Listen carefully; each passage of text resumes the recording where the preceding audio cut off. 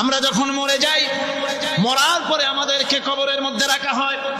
কবরের ভিতরে রেখে আমাদেরকে বলা হয়, যারা কবরে রাখে তারা বলে, মৃত্যু ব্যক্তিকে কবরে রাখার সময় বলে, বিসমিল্লাহি আলা মিল্লাতি রাসূলিল্লাহ, আল্লাহর নামে রসুলের দলে উঠাই দিয়ে গেলাম। আল্লাহর নামে কার দলে উঠাইলো?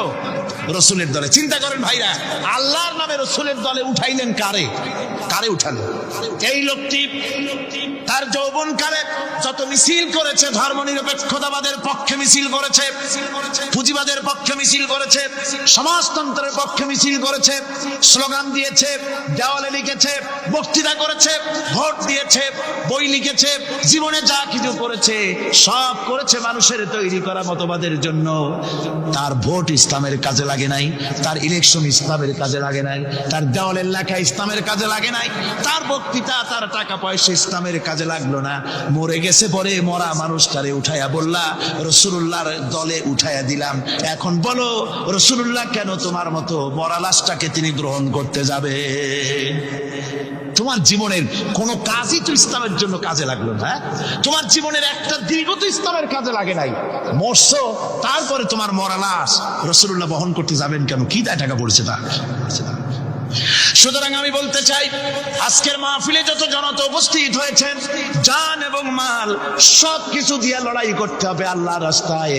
আমার ভোট, আমার ইলেকশন, আমার স্লোগান, আমার বক্তৃতা, আমার টাকা কড়ি খরচ সব কিছু হবে আল্লাহর জন্য। কুল ইন্না সালাতি ওয়া নুসুকি ওয়া মাহইয়ায়া ওয়া মামাতি লিল্লাহি রাব্বিল আলামিন। সবাই পড়েন, ইন্না সালাতি ওয়া নুসুকি ওয়া মাহইয়ায়া ওয়া মামাতি লিল্লাহি রাব্বিল আলামিন। আল্লাহ পাক বলেছেন, বলো আমার নামাজ, আমার হায়াত, আমার কুরবানি, আমার মওত সব আল্লাহর জন্য। কার জন্য? আল্লাহর জন্য। অসীম মেহেরবান এবং বিশেষ করুণাময় তিনি, যিনি রহমান এবং রহিম। রহমান রহিম আল্লাহ পাকের দুটি গুণবাচক নাম। রহমান অপেক্ষা রহিম অপেক্ষা রহমান, এটা হচ্ছে বেশি ব্যাপক অর্থবোধক, যার জন্য তাফসীরে বলা হয়েছে আর রহমানু যুর রাহমাতিশ শামিলা বিজামিল খালায়েক ফিদ দুনিয়া ওয়াল মুমিনিনা ফিল আখিরাহ।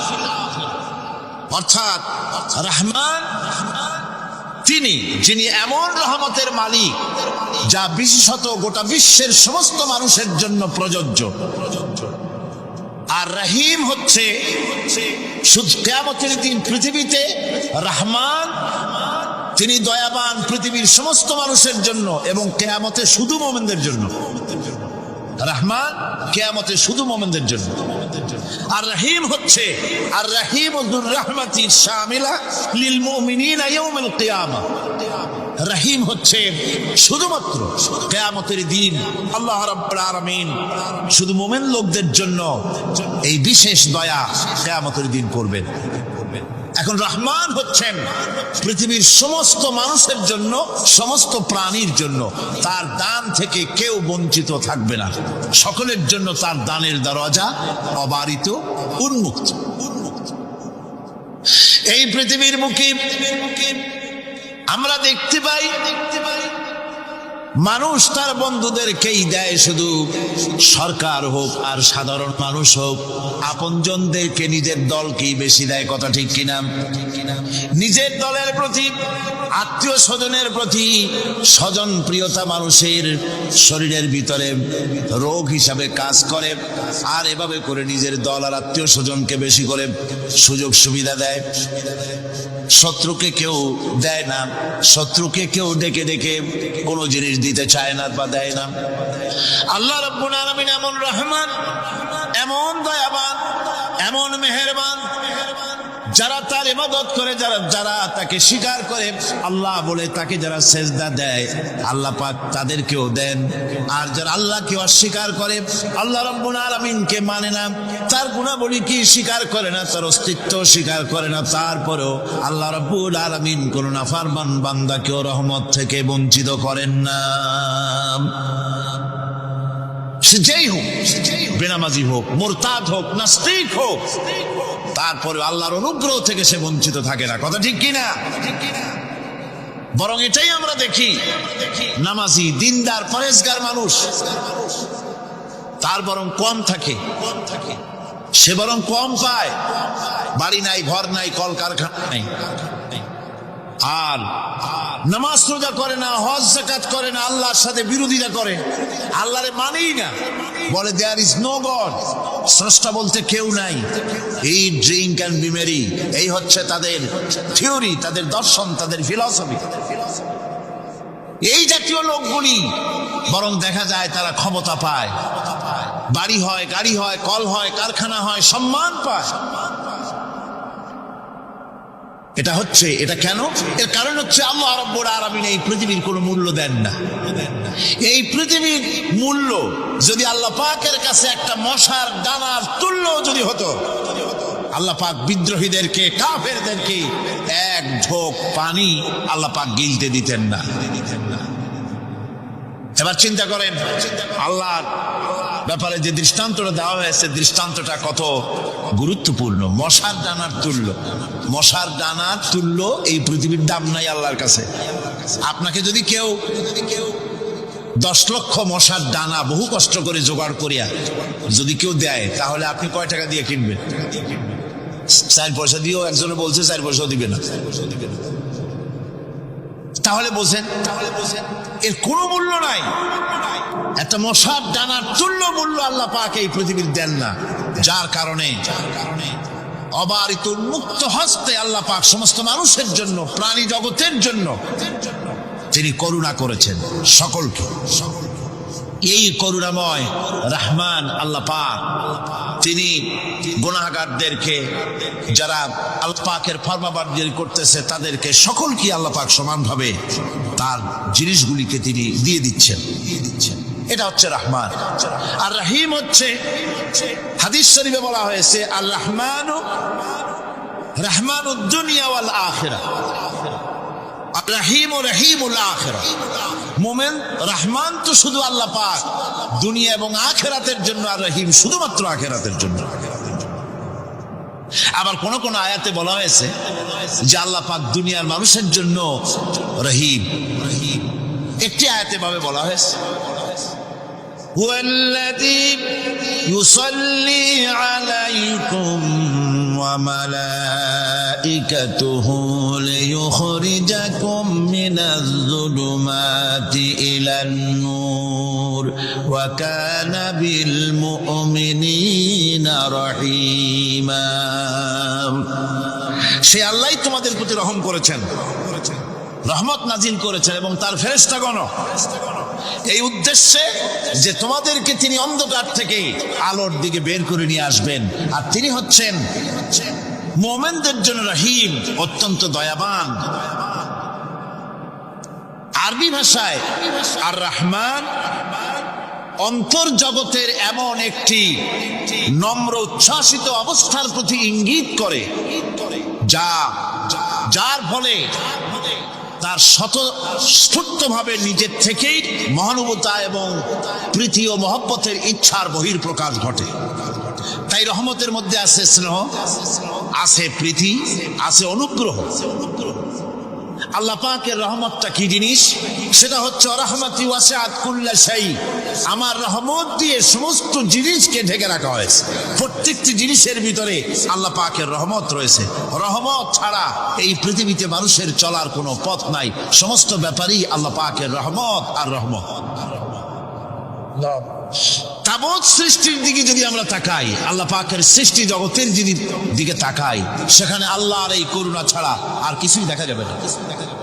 কোরআনে কারিমে বলা হচ্ছে, ওয়াসাখখারা লাকুম মা ফিস সামাওয়াতি ওয়া মা ফিল আরদি জামিআম মিনহু ইন্না ফি যালিকা লাআয়াতিন লিকাওমিন ইয়াতাফাক্কারুন। আকাশ ও পৃথিবীতে যা কিছু আছে তার সবকিছুই আল্লাহ রাব্বুল আলামিন মানুষের তো করে দিয়েছেন। যেভাবে পারো সেভাবে তাকে কাজে লাগাও। সমস্ত জিনিসকে আল্লাহ পাক মানুষের অনুগ্রহ করে দিয়েছে, তার খেদমতের জন্য, তার কাজের জন্য তৈরি করেছেন, মানুষের কাজের জন্য। সাখারা শব্দ দিয়ে বোঝানো হয়েছে সকল বস্তুই মানুষের অনুগত, মানুষ যেন তা দিয়ে তার নিজের কাজ সম্পাদন করতে পারে।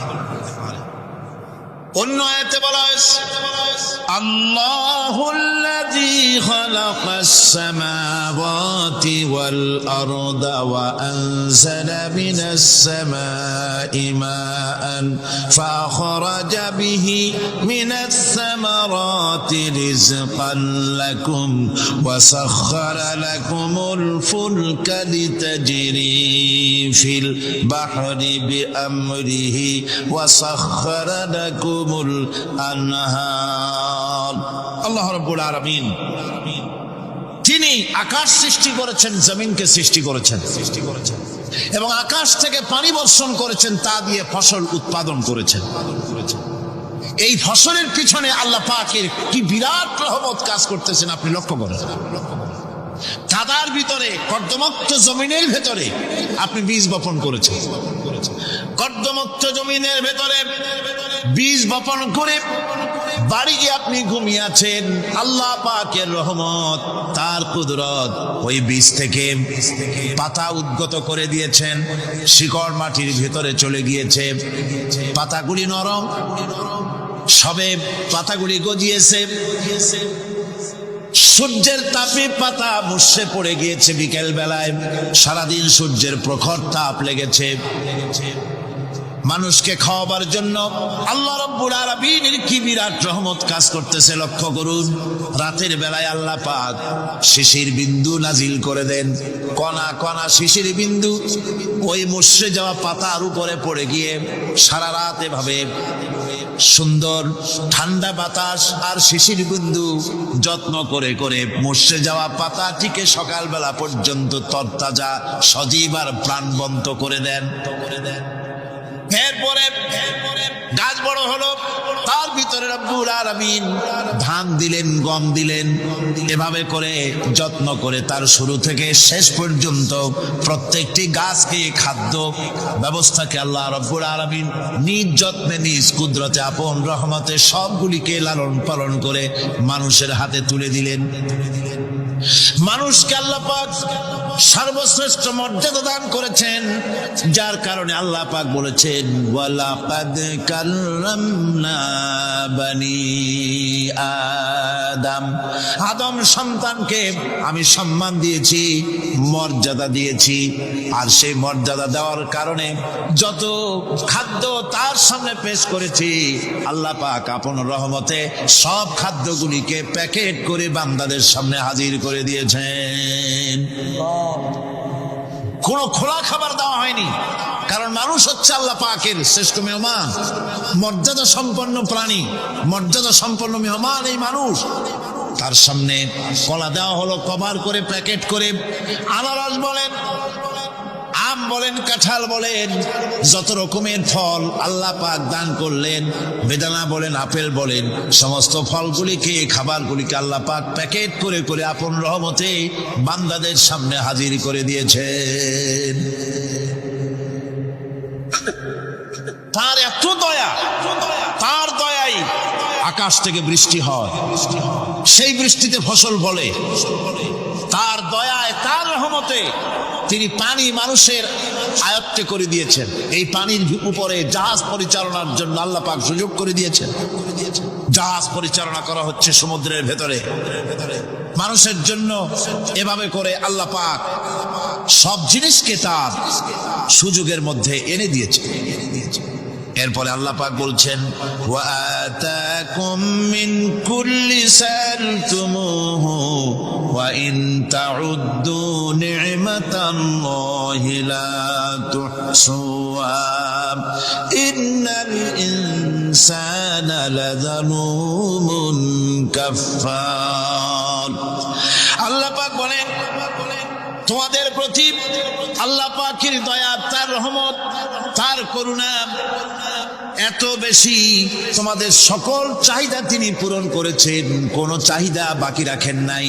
আমাদের চাওয়ার আগে আমাদের যা কিছু প্রয়োজন আল্লাহ রাব্বুল আলামিন সব সাপ্লাই করেছেন। যেরকম সুবহানাল্লাহ।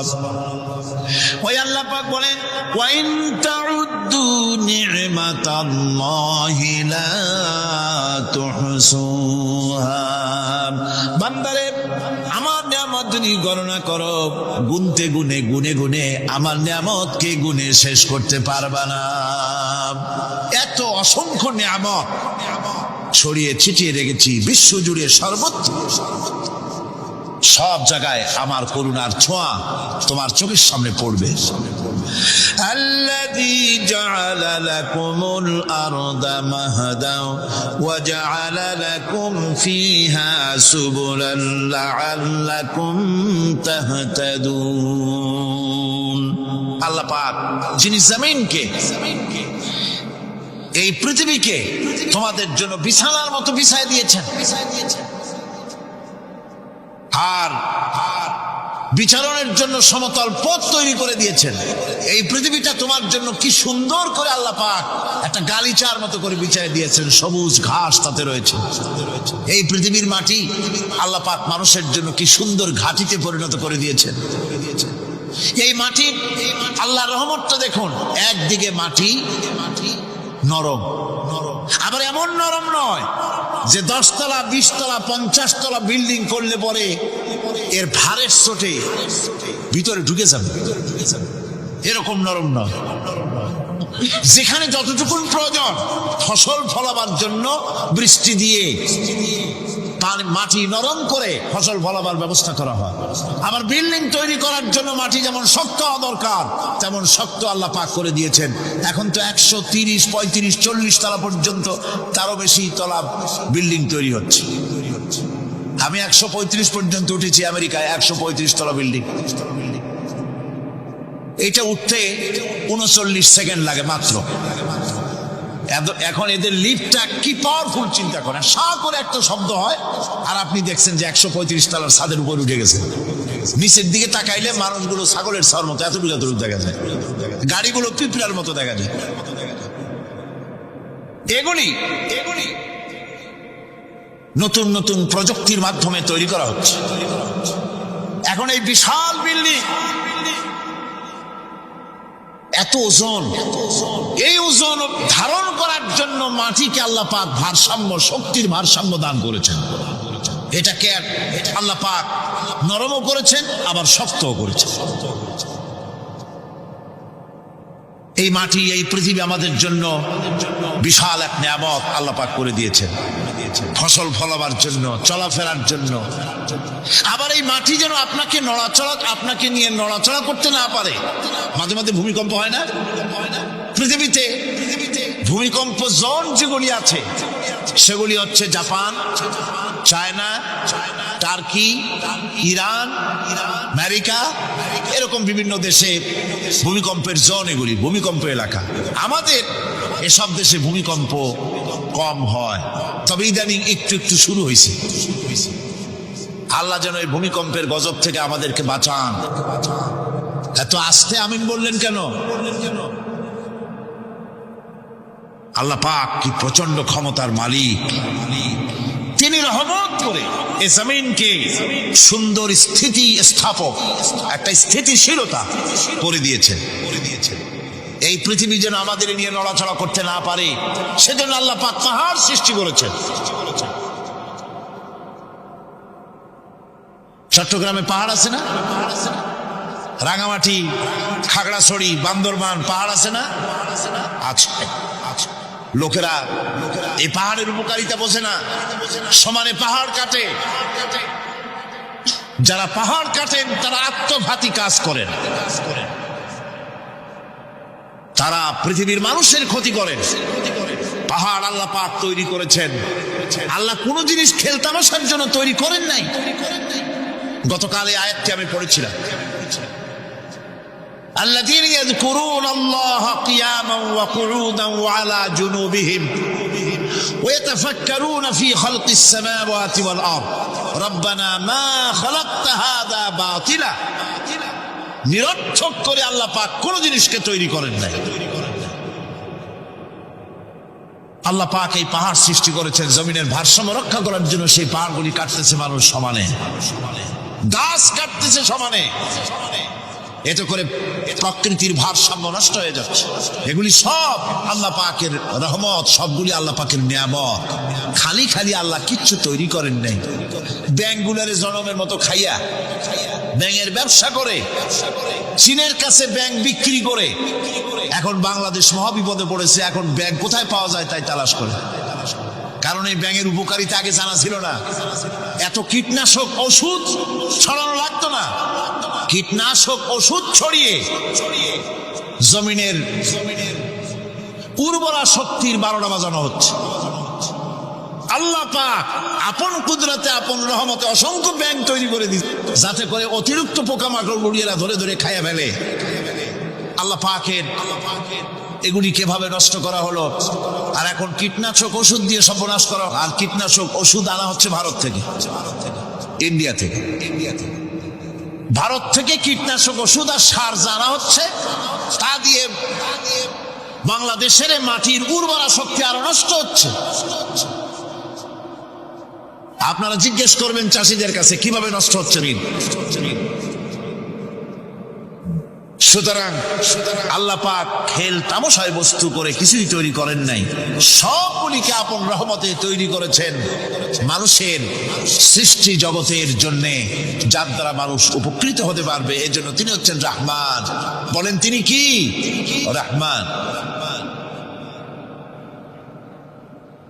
আল্লাহ রাব্বুল আলামিন জমিন সৃষ্টি করলেন, পাহাড় দিলেন, গাছপালা তরুলতা তৈরি করে দিলেন। এরপরে আল্লাহ পাক বলছেন, তাকিয়ে দেখো সমুদ্রের দিকে, ওয়া হুয়াল্লাযী সাখারাল বাহরা লিতাকুলু মিনহু লাহমান তারিয়ান ওয়া তাস্তাখরু মিনহু হিলিয়াতান তালবাসুনাহা। সমুদ্রের দিকে লক্ষ্য করে দেখো, এই সমুদ্রকে তোমাদের অনুগত করে দিয়েছি। এর মধ্যে রয়েছে তাজা মাছ মাংস রয়েছে, এর ভিতরে রয়েছে তোমাদের পরিধানের অলংকারাদির জন্য মূল্যবান সম্পদ রাখা হয়েছে সমুদ্রের মধ্যে। বিজ্ঞানীরা বলেছেন পৃথিবীর উপরিভাগে যা আছে মাটির তলায় তার থেকে অনেক বেশি বেশি মূল্যবান জিনিস আছে। আছে না মাটির তলায় মূল্যবান জিনিস? কি আছে? কি আছে? খনিজ দ্রব্য আছে, সোনা আছে, লোহা আছে, তেল আছে। তেল যে শুধু সৌদি আরবে, কুয়েতে আর কাতারে, বাংলাদেশে তেল নাই এটা ঠিক না। আমাদের দেশে তেল আছে। আল্লাহ তেল আমাদের দেশে দিয়েছেন, তবে অতটা না হলেও কিছুটা তো দিয়েছেন। আমাদের দেশে চা আছে, পাট আছে, আমার দেশেও তেল আছে। মাঝে মধ্যে তেলের কুয়া সিলেটের হরিপুর থেকে, বাখরাবাদ থেকে, ভোলা থেকে, বিভিন্ন জায়গা থেকে তেলের কুয়া বের করে দেখানো হয়। তেল আছে। যারা ক্ষমতাসীন, যারা সরকার, যারা দেশ চালাও, যদি আমারে সেজদা দাও, যদি নামাজি হও, কোরআনের সাথে বিরোধিতা যদি না করো, যদি কোরআন সুন্নাহর শাসন প্রতিষ্ঠা করো, এ ধরনের অসংখ্য তেল বের করে দেব। কিন্তু বারবার উমরা করে, হাতে তসবিহ ধারণ করে, মাথায় পট্টি বেঁধে যদি ইসলামের সাথে নাফরমানি করা হয়, তোমাদের তেল আল্লাহ পাক বের করে ছাড়বেন। আল্লাহ পাক বাহানা পছন্দ করেন না। এই জমিনে ফসল আছে, অসংখ্য ফসল আল্লাহ পাক দিয়েছেন, অসংখ্য খনিজ পদার্থ আল্লাহ পাক দান করেছেন। সেই খনিজ পদার্থগুলি আল্লাহ পাক, খনিজ দ্রব্যগুলি আল্লাহ পাক দিবেন মুমিনদের হাতে। কাদের হাতে দিবেন? আল্লাহ পাক বলেছেন, ওয়ালাউ আন্না আহলাল কুরা আমানু ওয়াত্তাকাউ লাফাতাহনা আলাইহিম বারাকাতিন মিনাস সামাই ওয়াল আরদ।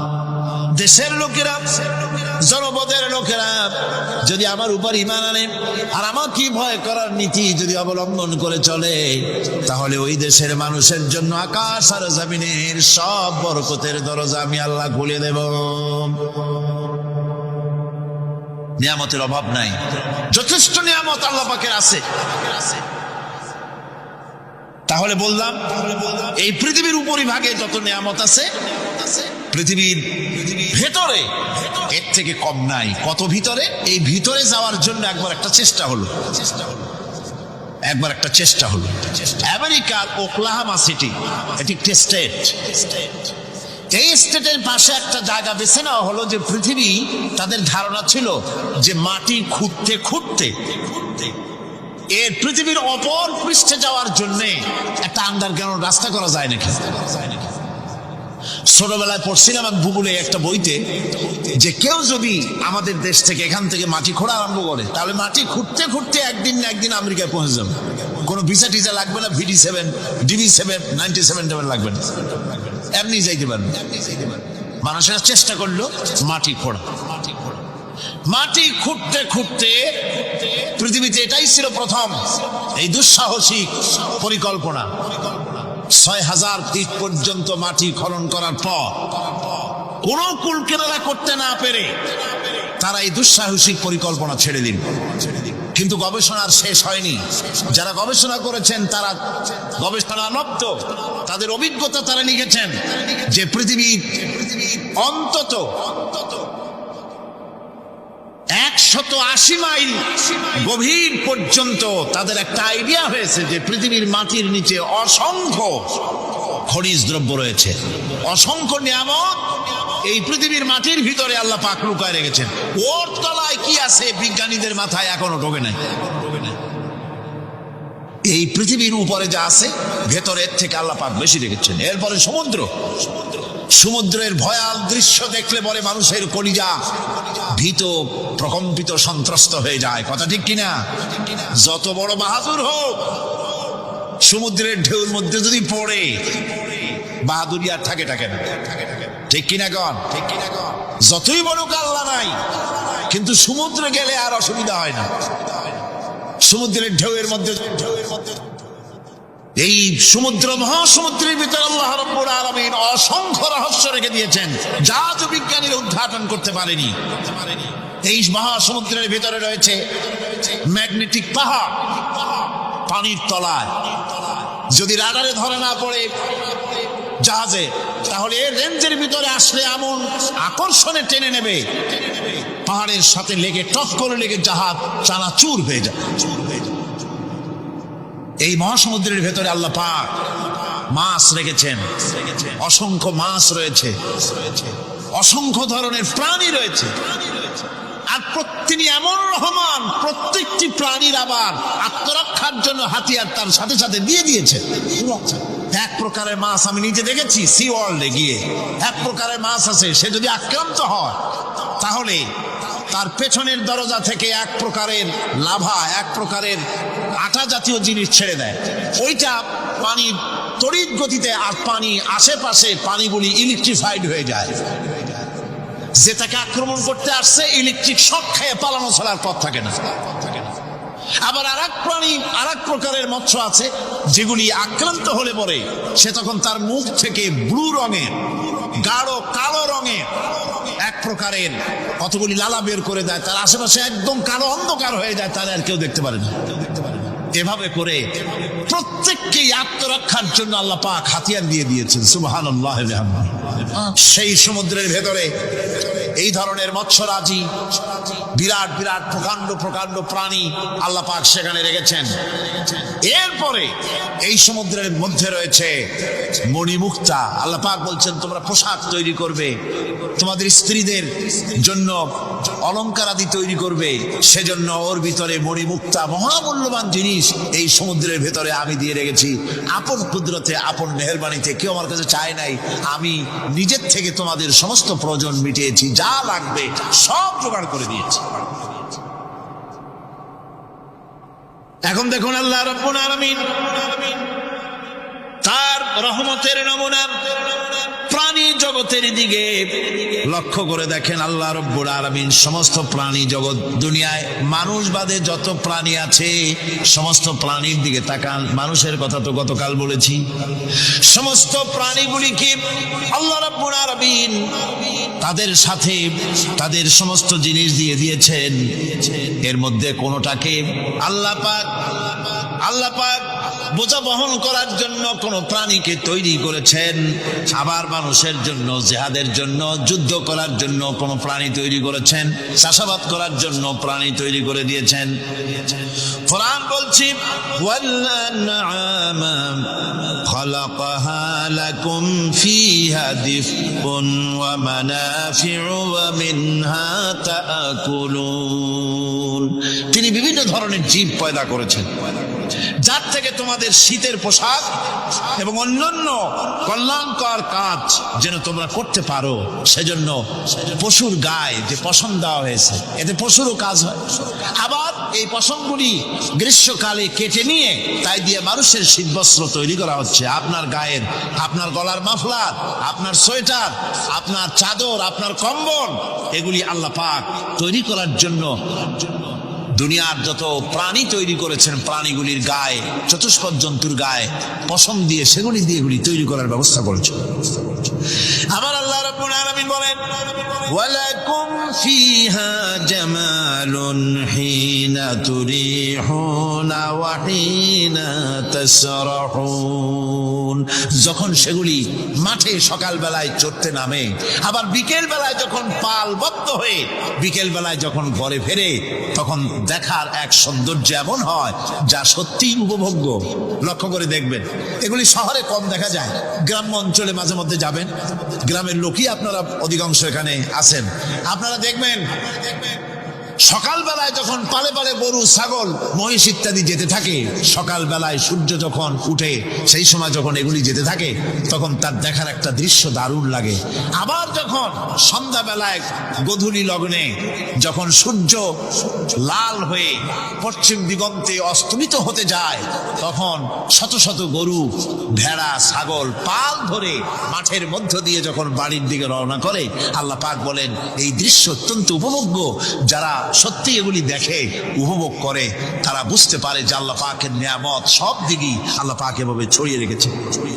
এভাবে করে ওয়াতাহমিলু আসফালাকুম ইলা বালাদিন লাম তাকুনু বালিগিহিম ইল্লা বিশাক্কিল আনফুস।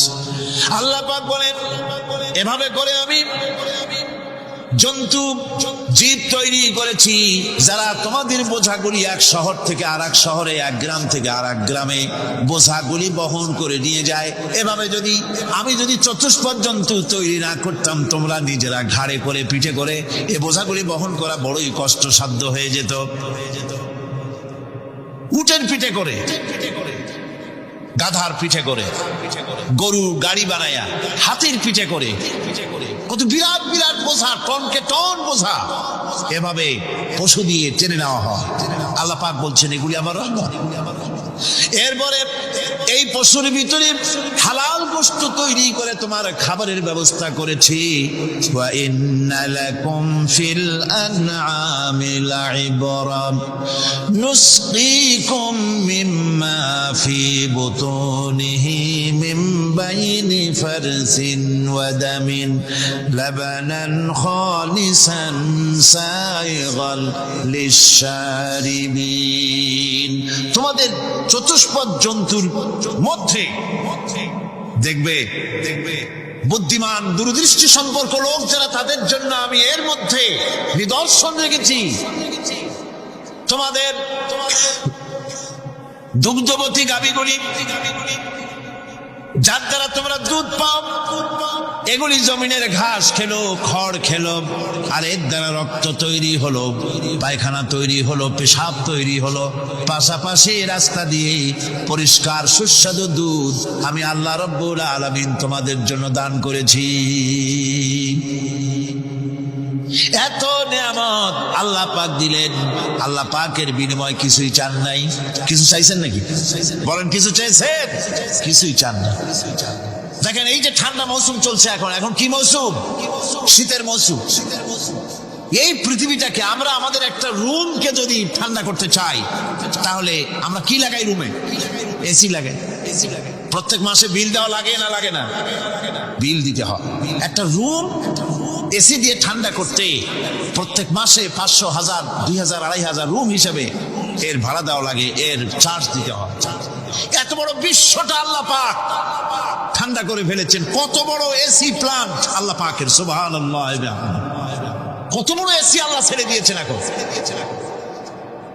ঠান্ডায় মানুষ, এখানে তো মানুষে গরম লাগে, সেই গরমে আপনারা আরাম পাচ্ছেন, গায়ের জামা টামা খুলে বেলাইছে, ঠিক কিনা? মানুষের গরম একটা গরম। তাহলে আল্লাহ রাব্বুল আলামিন এই যে ঠান্ডাটা দিলেন, মজার মৌসুম দিলেন, এই ঠান্ডার জন্য আমাদের কাছে কোনো বিল পাঠান নাই ফেরেশতার মাধ্যমে। শীতকালকে পরে ফেরেশতারা কি বিল নিয়ে আসছে নাকি যে শীতের মৌসুমে যে ঠান্ডা উপভোগ করেছো এটার জন্য বিল দিতে হবে? এবার দেখেন সূর্যের তাপ, সারা পৃথিবীতে যত উত্তাপ আছে, ভালো করে বোঝেন, সারা পৃথিবীতে পেট্রোল জ্বালায় আগুন তৈরি করে, ডিজেল জ্বালায় আগুন তৈরি করেন, কাঠ জ্বালায় আগুন তৈরি করে। পৃথিবীর মানুষের হাতে আগুন জ্বালাবার, উত্তাপ সৃষ্টি করার যত রকমের টেকনোলজি আছে, সব যদি একত্রিত করা হয়, সূর্য প্রতি সেকেন্ডে যে তাপ বিকিরণ করে পৃথিবীর জন্য, সারা পৃথিবীর সমস্ত মানুষ এক জায়গায় হইয়া কিয়ামত পর্যন্ত প্রচেষ্টা করিও ওই 1 সেকেন্ডের তাপ তৈরি করতে পারবে? পারবে না। শুধু আল্লাহ রাব্বুল আলামিন যিনি বিরাট নিয়ামত রেখেছেন সব জিনিসের মধ্যে, এই নিয়ামতগুলি বুঝবে, এগুলি বুঝতে হবে। এই জন্য আল্লাহ রাব্বুল আলামিনের নবী বলেছেন, আল্লাহর সৃষ্টি জগতের উপরে, তার সৃষ্টি নৈপুণ্যতার উপরে কেউ যদি গবেষণা করে, চিন্তা করে 1 ঘন্টা, আল্লাহ পাক তার আমলনামায় 60 বছরের নফল ইবাদতের সব লিখে দিবেন। কি সোজা কথা! চিন্তা করতে হবে, গবেষণা করতে হবে আল্লাহ পাক কি নিয়ামত দিয়েছেন। ওয়ামা বিকুম মিন নি'মাতিন ফামিনাল্লাহ। যত নিয়ামত আমরা পেয়েছি সব কার কাছ থেকে? জোরে সোরে চিল্লায় কোন কার কাছ থেকে? সমস্ত নিয়ামত এসেছে আল্লাহ পাকের কাছে। আল্লাহ রাব্বুল আলামিন বলেন তিনি হচ্ছেন রাহমাত। ওয়াল্লাহু জাআলা লাকুম মিন বুয়ুতিকুম সাকানান ওয়া জাআলা লাকুম মিন জুলুদিল আনআমি বুয়ুতা। আল্লাহ পাক বলছেন তোমাদের জন্য, তোমাদের ঘর সমূহকে আল্লাহ পাক স্থিতি লাভের, স্বস্তি শান্তি লাভ করার জন্য আল্লাহ পাক একটা স্থান করে দিয়েছেন, জায়গা করে দিয়েছেন। আমরা যে ঘর বানাই, এই ঘর বানাবার পেছনে আল্লাহ পাকের কত বড় নিয়ামত। ঘর একটা বানাতে হলে খুঁটি লাগবে। খুঁটি কোত্থেকে আসছে? বলেন কোত্থেকে? গাছের থেকে খুঁটি পেয়েছেন। কিসের থেকে পেয়েছেন? গাছ কা। শুধু খুঁটিতে ঘর হবে না, এরপরে খুঁটি হয়ে গেল, চাল লাগবে। চাল দেবেন কি দিয়ে? খড় দিয়া দেন, টিন দিয়া দেন, টালি দিয়া দেন, যা দিয়া দিবেন সেটা হচ্ছে কার, জোরে কন। শুধু খুঁটি আর চাল হলে হবে না, বেড়া লাগবে, দরজা লাগবে, জানালা লাগবে, যা কিছু দরকার। আল্লাহ বলেন তোমার এই শান্তির ঘরটার পেছনে আমার নিয়ামত, আমার রহমত কাজ করেছে। আবার শীত প্রধান দেশে, যেখানে বিল্ডিং এও কাজ হবে না, যেখানে ঘর বানাতে হলে কাঠ খড়ির ঘর দিয়েও কাজ হবে না, এত প্রচন্ড শীত, সেইখানে আল্লাহ পাক পশুর চামড়া দিয়া ঘর বানাবার জন্য মানুষের মাথায় আল্লাহ পাক বুদ্ধি দান করে দিয়েছেন। আল্লাহ পাক বলছেন জুলুদিল আনআমি বুয়ুতা, চামড়া দিয়ে ঘর তৈরি করা হয়। এস্কিমোরা করে, দেখে আসবেন, চামড়া দিয়ে ঘর তৈরি করা হয়। আল্লাহ পাক এই পশু দিয়ে মানুষের এত উপকার করছেন। তিনি রহমান। এই রহমত থেকে পৃথিবীর কেউ বঞ্চিত নয়। সমস্ত প্রাণী সমূহকে আল্লাহ পাক এই বিরাট নিয়ামত দান করেছেন। একটি মানুষ যতই সংকীর্ণ হোক,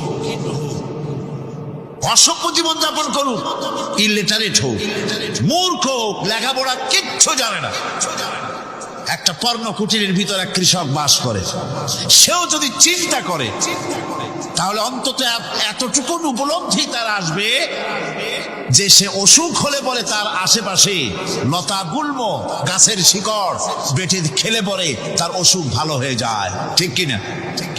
এখন তো অসুখ ভালো হওয়ার জন্য কোনো অসুবিধা নাই, কোনো সমস্যা নয়।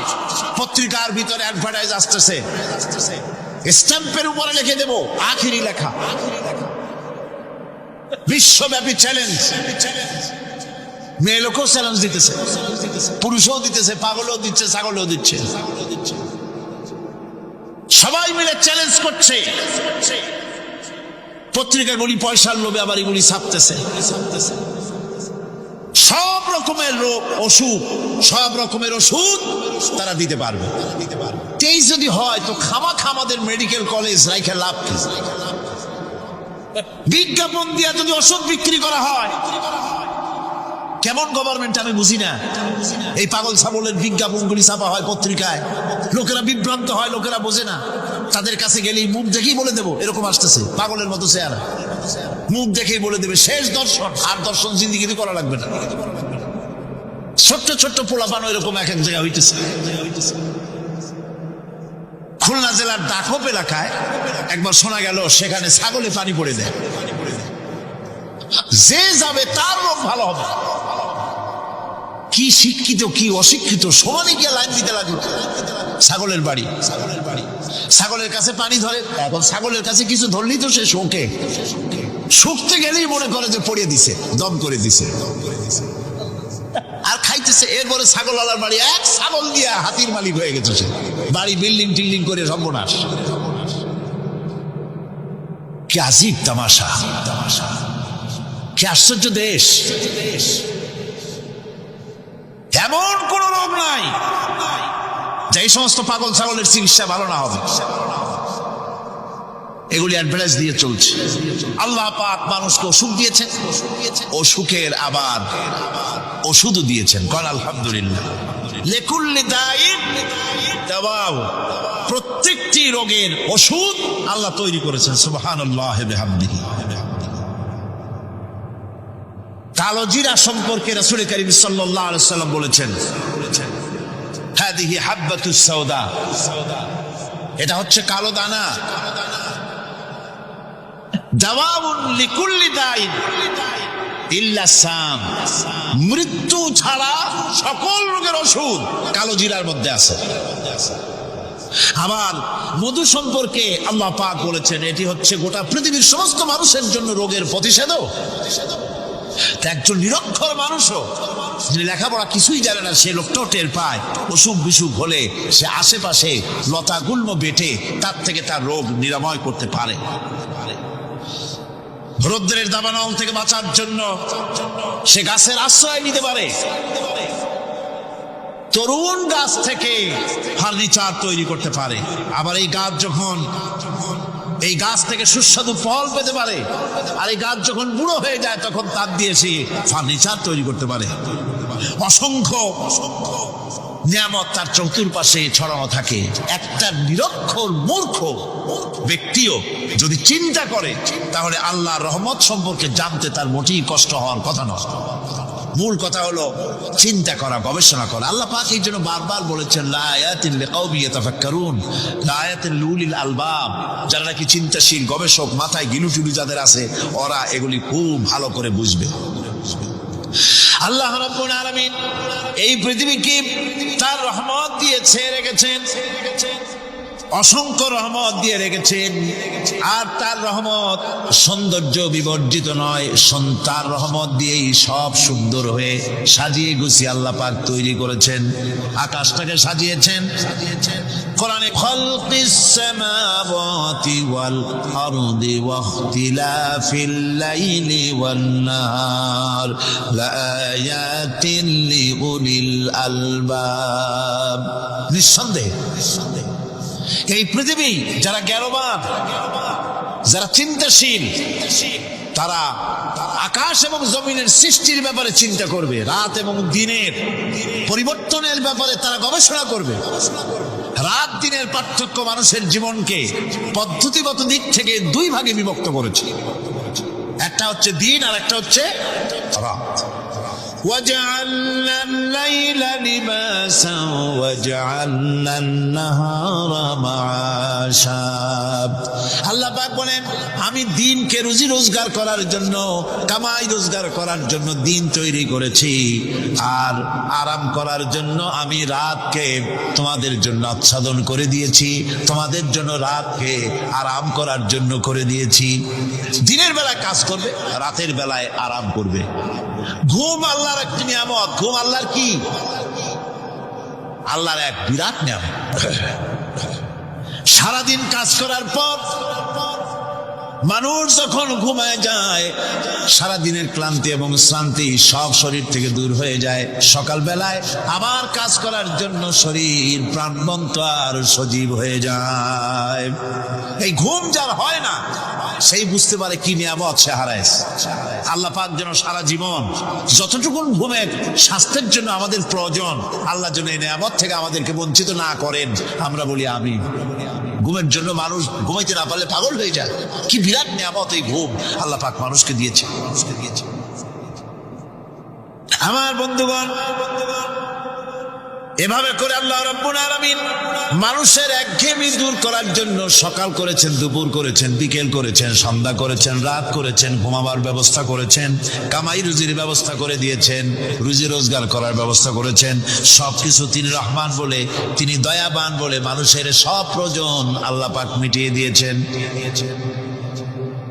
আল্লাহ সুবহানাহু ওয়া তাআলা তিনি বলছেন, আমার রহমতেই পৃথিবীর মাটি থেকে তোমাদের ফসল উৎপাদিত হয়। তোমরা দেখো, আফারাআইতুম মা তাহরুসুন আনতুম তাজরাউনাহু আম নাহনু যারিউন। জমিন থেকে ফসল কে উদ্গত করে? উদ্ভিদকে কে গজায়? তুমি গজাও না, আমি গজাই। আল্লাহ পাক বলেন, সমস্ত উদ্ভিদগুলি আমি তোমাদের জন্য গজায় দেই, উঠায় দেই। এরপরে যখন ফসল হয়, ফসল পাকা দেখে মানুষ তখন মুছে তেল মাখে, ফুর্তি করে, আনন্দ করে। এবার ফসল খুব ভালো হয়েছে, ভালো করে গান দেব। মানুষেরাই চিন্তা করে, বেশি ফসল হয়েছে, গান বাজনা, থিয়েটার, গুণাগার বিবির গান, এগুলি ভালো করে শুনতে হবে। গাছে কাঁঠাল, গোপে তেল, জমিনে ফসল, মোছে তেল মেখে আনন্দ করে যে গান বাজনা করবে। আল্লাহ পাক বলেন, দেখো, লাউ নাশাউ জাআলনাহু হুতামান ফাযালতুম তাফাক্কাহুন। যদি আমি ইচ্ছে করি তাহলে তোমার ফসলকে আমি কুটায় পরিণত করে দিতে পারি। তখন তো তুমি নিজের কপালে করাঘাত করবে আর বলবে, আরে মাহরুম হয়ে গেলাম, বঞ্চিত হয়ে গেলাম। আল্লাহ যদি ইচ্ছে করেন তাহলে ফসলগুলিকে আল্লাহ পাক তুষে পরিণত করে দিতে পারেন না? সিটায় পরিণত করে দিতে পারেন না? অবশ্যই। সেই জন্য আল্লাহ পাক বলছেন, যেগুলি সব আমার ক্ষমতা, আমি আপন নিয়ামতে, আপন বরকতে, রহমান নামের কারণে আমি তোমাদের সব আমি গুছিয়ে দিচ্ছি। আল্লাহ পাক ফসলের জন্য, আপনার জমিনের ফসলের জন্য আল্লাহ পাক বিনা পয়সায় সারের ব্যবস্থা করে দিয়েছেন। জোরে কোন সুবহানাল্লাহ। সেই সারটা হচ্ছে কি? ওয়া মিন আয়াতিহি আইয়ুরিকুমুল বারকা খাউফান ওয়া তামআম ওয়া ইউনাজ্জিলু মিনাস সামাই মা। আল্লাহ পাক বলেন, আমি আমার নিদর্শনাবলীর ভিতরে এটা হচ্ছে নিদর্শন, যে আকাশে বিদ্যুৎ চমকায়, মেঘের গর্জন আর বিদ্যুতের চমক, এই সবগুলি আমার নিদর্শন। বৃষ্টির পানির সাথে এগুলি এসে জমিনের ফসলকে বৃদ্ধি করে দেয়। জোরে বলেন সুবহানাল্লাহ। কৃষিবিদরা বলেছেন, যে বছর আকাশে যত বেশি বিদ্যুৎ চমকায়, সে বছর জমিনের ফসল তত বেশি বৃদ্ধি পায়। বিনা পয়সায় এ ধরনের আল্লাহ পাক ব্যবস্থা করে দিচ্ছে। এরকম দরিয়ার মাছ, গোশত, তরি তরকারি, ফল, মৌসুম উপযোগী যা কিছু প্রয়োজন, এসব কে দিচ্ছেন? বলেন না কে দিচ্ছেন? ওয়ামা মিন দাব্বাতিন ফিল আরদি ইল্লা আলাল্লাহি রিজকুহা। এই পৃথিবীর মুখে এমন কোন বিচরণশীল জীব নাই যে জীবের রিজকের দায়িত্ব আল্লাহ পাক নিজ হাতে গ্রহণ করেন নাই। এবার দেখেন আল্লাহ পাক আরো বলছেন, ওয়াকাইয়্যিম মিন দাব্বাতিন লা তাহমিলু রিজকুহা আল্লাহু ইয়ারযুকুহা ওয়া ইয়্যাকুম। বহুত প্রাণী এমন আছে যে প্রাণীরা রিজেককে সঞ্চয় করে না। আমাদের রিজক তো সঞ্চয় করা আছে, আমাদের ব্যাংকে টাকা আছে, গোলায় ধান আছে, চাউল আছে, আছে কিনা? কম থাকুক বেশি থাকুক আছে তো। কিন্তু পৃথিবীতে এমন বহু প্রাণী আছে যাদের কোনো সঞ্চয় নাই। এই ধরনের অসংখ্য প্রাণীকে আল্লাহ রাব্বুল আলামিন বলেন, এই ধরনের অসংখ্য প্রাণীকে আমি আল্লাহ রাব্বুল আলামিন তাদের খেতে দেই। সকালবেলায় খালি পেট নিয়ে সমস্ত প্রাণীগুলি ঘর থেকে বেরিয়ে যায়, পানি থেকে, গর্ত থেকে, জঙ্গল থেকে সব বেরিয়ে গেল ক্ষুধার্ত পেটে। আবার বিকালবেলা পর্যন্ত সারাদিন তাদের আহার জোগাড় করে তাদের পেট ভরাইয়া সবগুলিকে আপন আপন গৃহের মধ্যে আমি আল্লাহ ফিরাই দেই। সেই জন্য আল্লাহ পাক বলছেন, ইয়া আইয়ুহান নাসু যকুরু নি'মাতাল্লাহি আলাইকুম হাল মিন খালিকিন গায়রুল্লাহ ইয়ারযুকুকুম মিনাস সামাই ওয়াল আরদ লা ইলাহা ইল্লা হুয়া ফাআন্না তুফাকুন। হে মানুষ,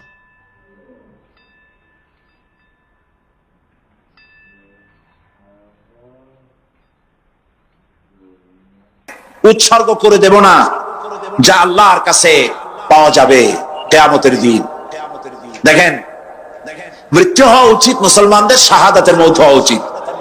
কি মৌত হওয়া উচিত? আল্লাহকে আজকে প্রাণ খুলে বলি, আল্লাহ জীবন তো নিবাই, সুতরাং জীবন যখন নিবা মৌতটা শাহাদাতের মৌত তুমি আমাদের দান করে দিও।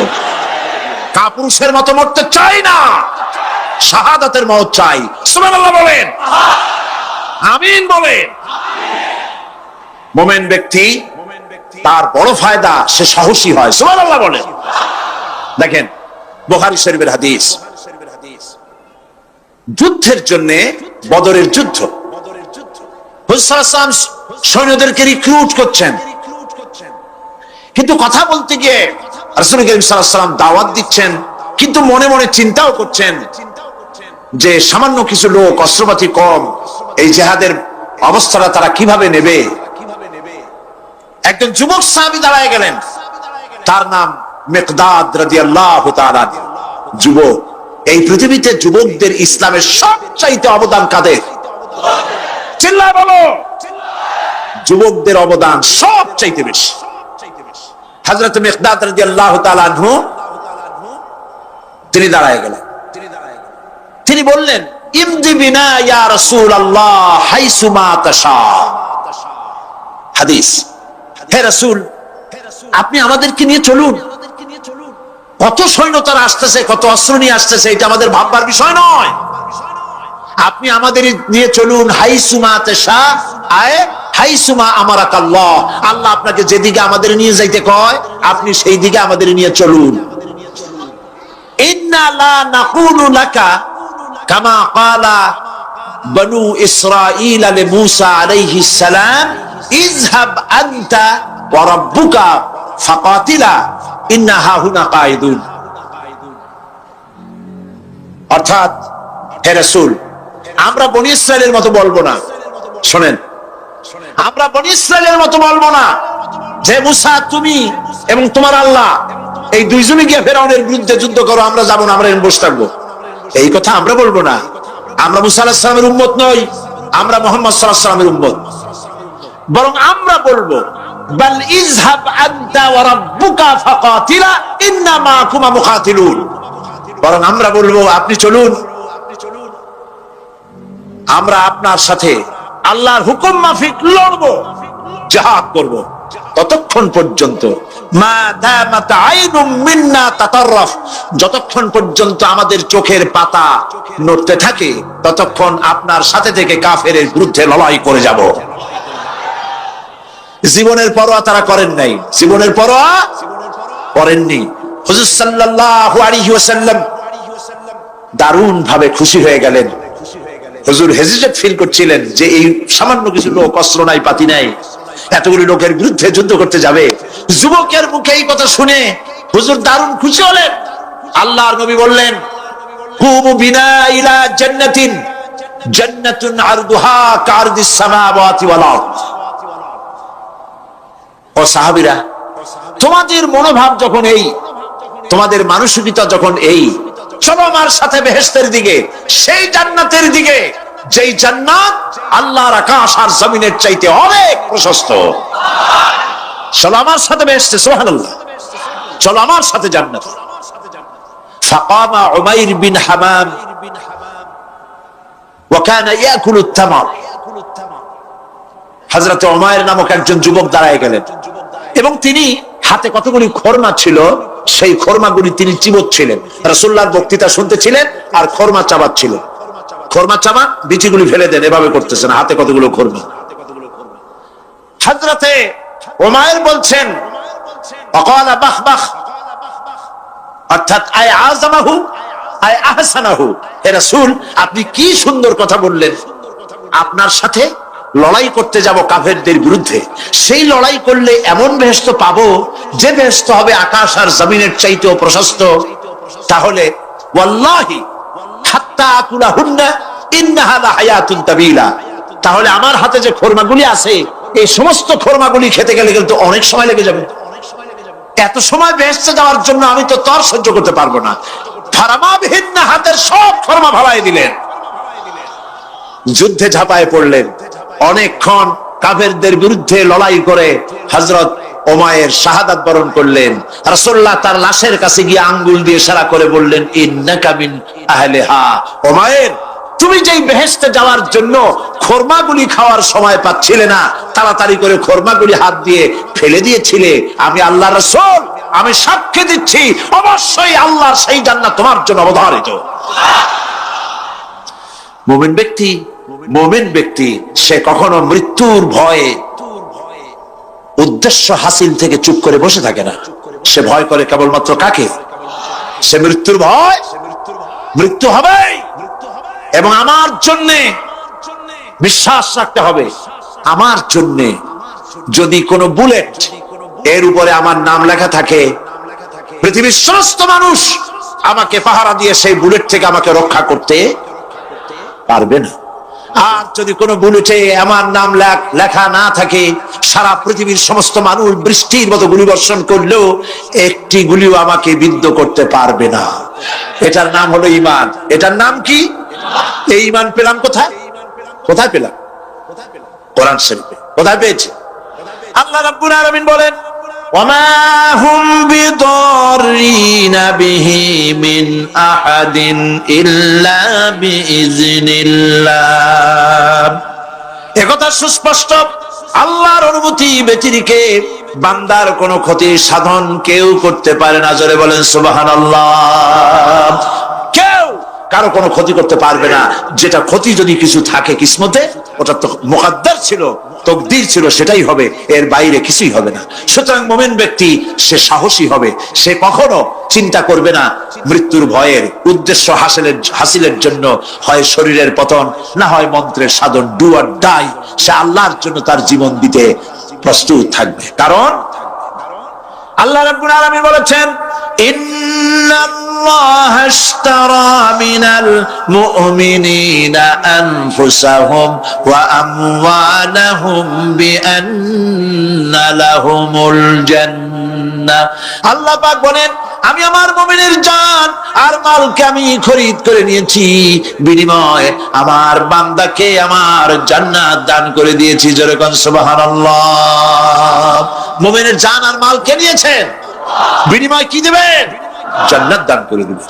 এটা হলো মুমিনদের আল্লাহর প্রতি ঈমান আনার জন্য 3 নম্বরের কোয়ালিটি। 4th নম্বরে আল্লাহর উপর ঈমান আনলে 4 নম্বরের যে ফায়দাটা, সে ফায়দা হচ্ছে আশাবাদ এবং মানসিক প্রশান্তি, আল্লাহর প্রতি একটা নির্ভরতা এবং আশার সৃষ্টি হয়ে যায়। সে কখনো নিরাশ হয় না। কারণ একটা মানুষ পাপ করলো, চুরি করেছে, ডাকাতি করেছে, জেনা করেছে, হত্যা করেছে, শয়তানি করেছে, বদমাশি করেছে, সব করেছে। এখন শয়তান তাকে ওয়াসওয়াসা দিতে পারে। সেই জন্য আল্লাহ রাব্বুল আলামিন বলেছেন, লা তাকনাতু মির রাহমাতিল্লাহ, বান্দারে আমার রহমত থেকে নিরাশ হয়ে যেও না। আল্লাহর রহমত, বান্দা তোমার গুনাহ কতটুকু? তোমার গুনাহ যদি হয় পাহাড় সমান, আমার রহমত আকাশ সমান। তোমার গুনাহ যদি হয়ে যায় আকাশ সমান, তাহলে আমার রহমত তো আমার আরশে আজিমকে ছাড়াই গেছে। সুবহানাল্লাহ, সুবহানাল্লাহ বলুন। সুতরাং মুমিন বান্দার এই আশা থাকে। গুনাহ মানুষে করেই, গুনাহ করা স্বাভাবিক। আল্লাহ পাক বলেছেন, যে ব্যক্তি গুনাহ করে আর এরপরে আমার কাছে মাফ চায়, আমি তাকে ক্ষমা করে দেই, মাফ করে দিই। সুবহানাল্লাহ। সুতরাং ইমানদার লোকদের আশা হয়, দুরারোগ্য ব্যাধি তাকে ধরেছে, সে হতাশ হবে না। মরে যাওয়ার জন্য প্রতীক্ষায় সে সময় গুনবে না, বরং তার মনের মধ্যে আশার সঞ্চার হবে, আমার রোগ আল্লাহ ভালো করে দিতে পারেন না? আমাদের জাতির পিতা কি নাম কি?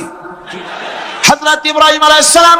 কোরআন শরীফের ভিতরে তার কথা আল্লাহ পাক কোট করে দিয়েছেন। আমাদের জাতির পিতা হযরত ইব্রাহিম আলাইহিস সালাম বলেছেন, আল্লাযী খালাকানি ফাহুয়া ইয়াহদিন। আল্লাহ তিনি আমাকে সৃষ্টি করেছেন, তিনি আমাকে রাস্তা দেখান। ওয়াল্লাযী হুয়া ইউতঈমুনি ওয়া ইয়াসকিন। আর আমি যখন ক্ষুধার্ত হই তিনি আমাকে খাওয়ান, যখন তৃষ্ণার্ত হই তিনি আমাকে পান করান। ওয়া ইযা মারিদতু ফাহুয়া ইয়াশফিন। আর যখন আমি অসুস্থ হই, রোগাক্রান্ত হই, আল্লাহ রাব্বুল আলামিন তখন আমাকে রোগ মুক্ত করে দেন। সুবহানাল্লাহ। আমার অসুখ হলে কে রোগ মুক্ত করেন?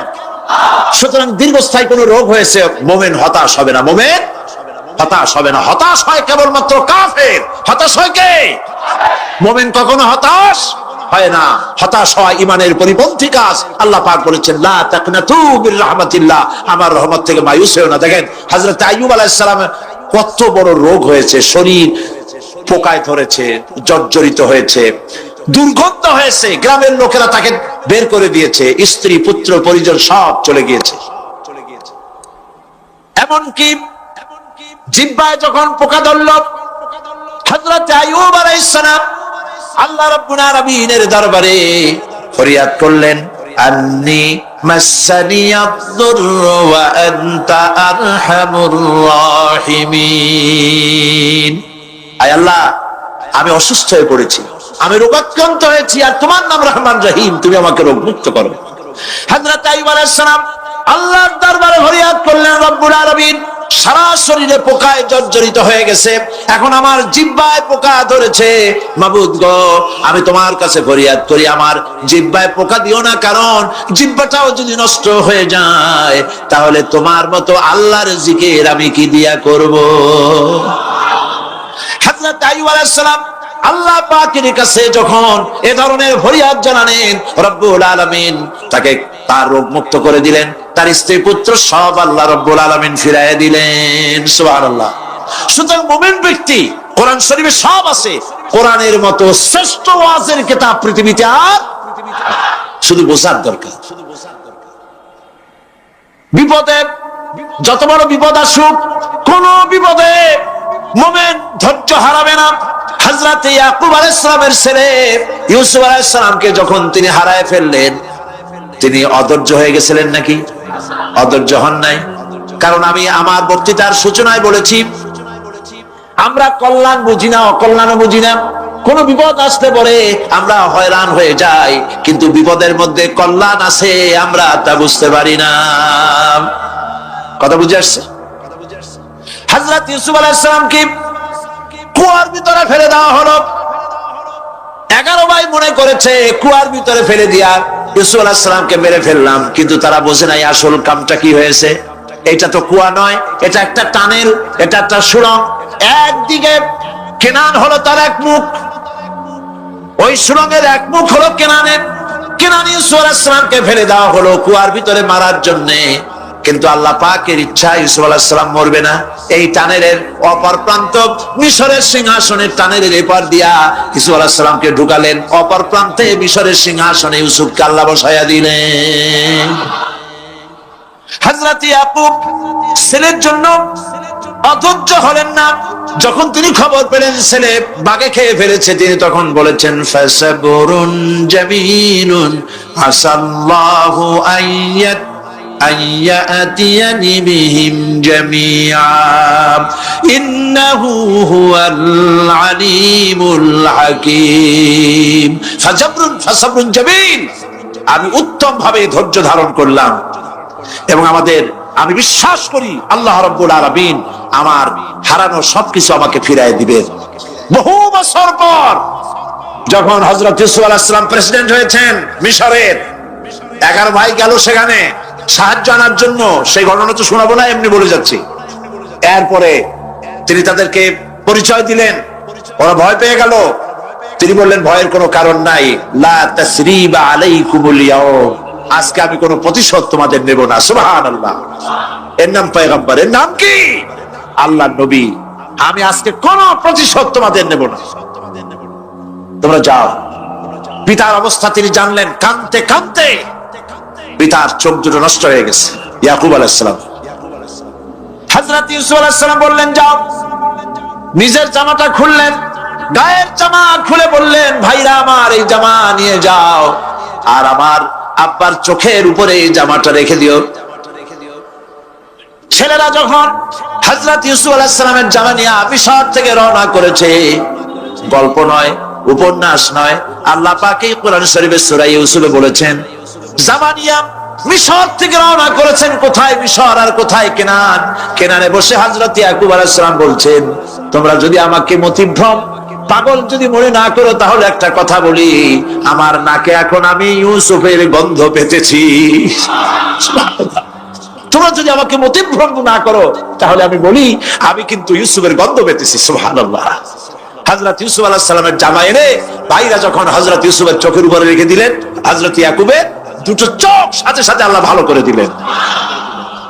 ফাসাবরুন জামিল, ধৈর্য ধরো। ইমানদার ব্যক্তি আশার উপরে তার জীবন বাঁচে, কারণ যত বড় বিপদ আসুক না কেন আশ্রয় পাওয়ার একটা জায়গা আছে, তার নাম হলো আল্লাহ। নাম কি? বলেন আল্লাহ। সবাই বলেন আল্লাহ আল্লাহ আল্লাহ আল্লাহ। হযরত ইউনূস আলাইহিস সালাম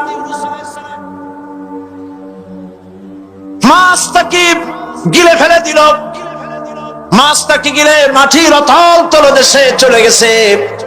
এত বড় বিপদ পৃথিবীর কোন মানুষের হতে পারে নাকি? বলেন, কি বলেন? মাছের পেটের ভিতরে জানালা নাই, দরজা নাই, বেরোবার কোনো পথ নাই, মাছ গেছে পানির অতল তলদেশ। আল্লাহ পাক কোরআন শরীফের ভিতরে মানুষকে শোনান, আল্লাহ ওয়াজ করছেন। সুবহানাল্লাহ বলেন। আল্লাহ পৃথিবীর মানুষকে ওয়াজ করছেন, দুনিয়ার মানুষকে শোনান। আমার ইউনূস তো ধৈর্য হারা হয় নাই। ওয়াযান্নুন ইয যাহাবা মুগাদিবান ফাযান্না আন লান নাকদিরা আলাইহি ফানাদা ফিয-যুলুমাতি আন লা ইলাহা ইল্লা আনতা সুবহানাকা ইন্নী কুনতু মিনাজ জালিমিন।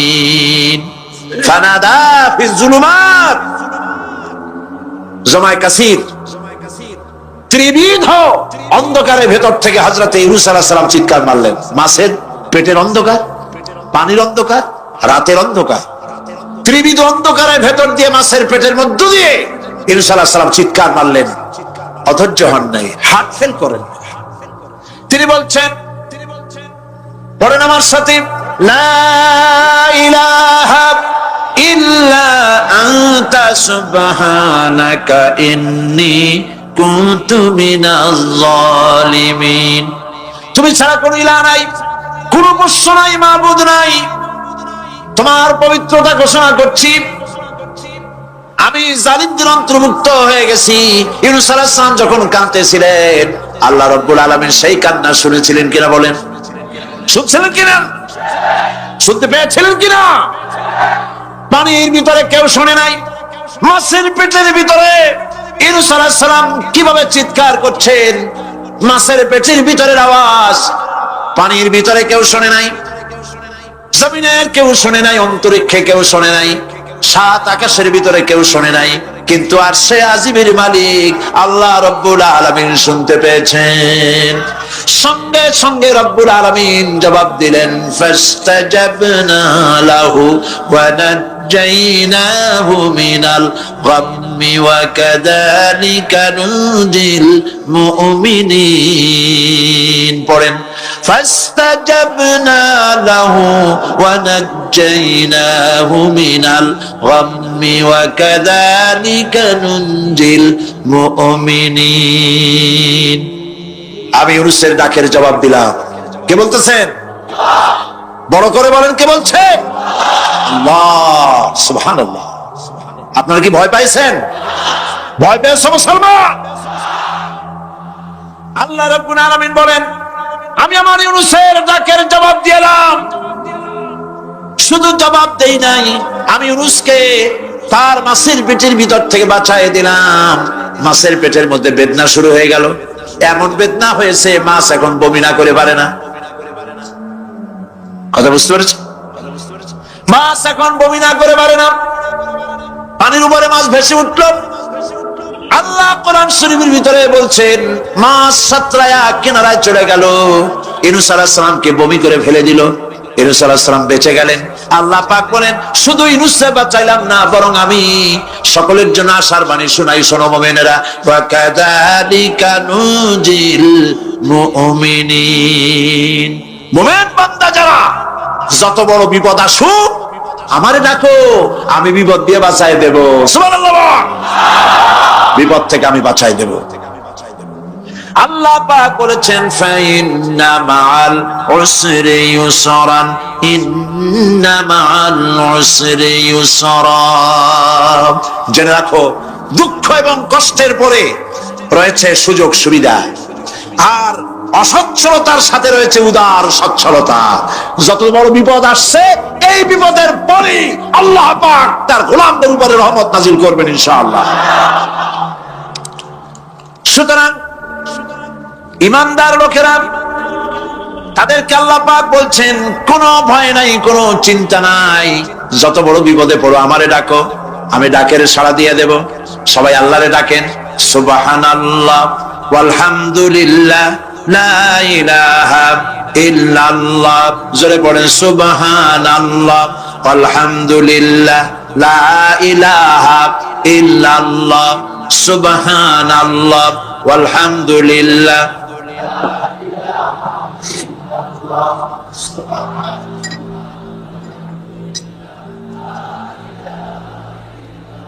লা ইলাহা ইল্লাল্লাহু মুহাম্মাদুর রাসূলুল্লাহ। আল্লাহর উপরে ঈমান আনলে যত ফায়দা হয়, এত ফায়দা দুনিয়ায় কোথাও নাই। সুবহানাল্লাহ। আল্লাহর উপর ঈমান আনার ৫ম নম্বরের ফায়দা কয়টা বলছি? 5টা বলছি। আপনাদের অসুবিধা হচ্ছে নাকি? তাড়াতাড়ি শেষ করতেছি। 6টা বলবো, 6টা বলবো। এ হলো ৫ম নম্বর। তারপর আমরা দোয়া করব। দোয়ার দরকার আছে কিনা এই সময়? ৫ম নম্বরে আল্লাহর উপরে ঈমান আনলে পরে আরেকটি বড় ফায়দা, সেটা হলো কঠিন এবং কঠোর বিপদে আল্লাহ পাক তার মধ্যে অবিচলতার এবং ধৈর্য ধরার তৌফিক দিয়ে দেন। সুবহানাল্লাহ। যত বড় বিপদ আসুক, সেই বিপদে মুসিবতে আল্লাহ পাক মুমিনদেরকে আল্লাহর উপরে নির্ভরতা শিখায় দেন। সুবহানাল্লাহ। কারণ মুমিনদের জানা আছে যে ঈমানদারদের বিপদ নতুন কিছু নয়, একেবারে আদম আলাইহিস সালাম থেকে শুরু হয়ে আসছে, ঠিক কিনা? আদম আলাইহিস সালামের বিপদ হয় নাই? আদম আলাইহিস সালামের বিপদ কি? শয়তান। তার বিপদ কি? শয়তান ছিল বিপদ। প্রত্যেক নবীর সময়ই মানুষের নবীদের কষ্ট দিছে, তাই নাই? বিশ্বকবি ইকবাল বলেছেন, সাথী জাকা রহা হে अज़ल से तायम रोज सतीजा का रहा है अज़ल से तायम रोज चरागे मुस्तफा भी से शरारे बुलहबीस आवामान काल থেকে শুরু করে মুহাম্মদ সাল্লাল্লাহু আলাইহি ওয়াসাল্লামের চারাগকে নূরকে ঈমানকে ইসলামকে নিভায়ে দেওয়ার জন্য আবু জাহেলের গোষ্ঠীরা চিরকাল চেষ্টা করেছে সব চেষ্টা কর্পূরের মতো উড়ে গেছে মুহাম্মদ সাল্লাল্লাহু আলাইহি ওয়াসাল্লামের চারাগ টিম টিম করে জ্বলতে রয়েছে আল্লাহ পাক বলছেন يريدون أن يطفئوا نور الله بأفواههم والله متم نوره ولو كره الكافرون ওরা চায় মুখের ফু দিয়া কারা কাফেররা ইসলাম সহ্য করতে পারে না যারা ওরা চায় মুখের ফু দিয়া আমার আলোটাকে নির্বাপিত করে দেবে আল্লাহ পাক বলেন ওয়াল্লাহু মুতিম্মু নূরি আমি আমার নূরকে পূর্ণতা দান করব তাতে কাফির বেঈমানদের মনের ভিতরে যত জ্বালা হোক যন্ত্রণা হোক ওদের কলজা যত পুরুক ইসলাম তার বিজয় পতাকা নিয়ে উঠবে কেউ ঠেকাতে পারবে না আল্লাহ রাব্বুল আলামিন আল্লাহ পাক বলছেন ওয়াকাযালিকা জাআলনা লিকুল্লি নাবিয়্যিন আদুওয়াম মিনাল মুজরিমিন আর এমনি করে আমি সকল নবীর শত্রু বানিয়েছি সব পাপিষ্ঠ অপরাধ প্রবণ লোকদের শুনছেন কথা শোনেন নাই আল্লাহ পাক বলছেন দুনিয়ার সব নবীদের তাদের জন্য আমি শত্রু বানাইছি কাদেরকে যারা সবথেকে বেশি পাপিষ্ঠ অপরাধ প্রবণ এরা হচ্ছে নবীর দুশমন এরা সব নবীদের সাথে দুশমনি করেছে আজ দেশের আলেমদের সাথে দুশমনি করে সবচাইতে বড় পাপিষ্ঠরা এটা কোরআন এটা কি কোরআন জোরে বলেন এটা কি আল্লাহ রাব্বুল আলামিন বলছেন ওয়াকাযালিকা জাআলনা লিকুল্লি নাবিয়্যিন আদুওয়াম মিনাল মুজরিমিন সব পাপীরা পাপিষ্ঠরা আমার দ্বীনের দাওয়াত যারা দেয় তাদেরকে জীবনের দুশমন মনে করে কেন শুনেন আমি কার ওয়াজ শোনাচ্ছি আমার আল্লাহর ওয়াজ অপরাধটা কি নবীদের বিরুদ্ধে নবীর ওয়ারিস ওয়ারাসাতুল আম্বিয়া কারা তো তাদের বিরুদ্ধে তাদের অপরাধটা কি তাদের অপরাধ সম্পর্কে আল্লাহ নিজে বলেন ওয়ামা নাকামু মিনহুম ইল্লা আইয়ুমিনু বিল্লাহিল আজিজিল হামিদ এদের বিরুদ্ধে অ্যাকশন নেওয়ার আর কোনো অপরাধ ওদের নাই ওদের একমাত্র অপরাধ ওরা আল্লাহর জমিনে আল্লাহর আইন প্রতিষ্ঠা করতে চায় এটাই হচ্ছে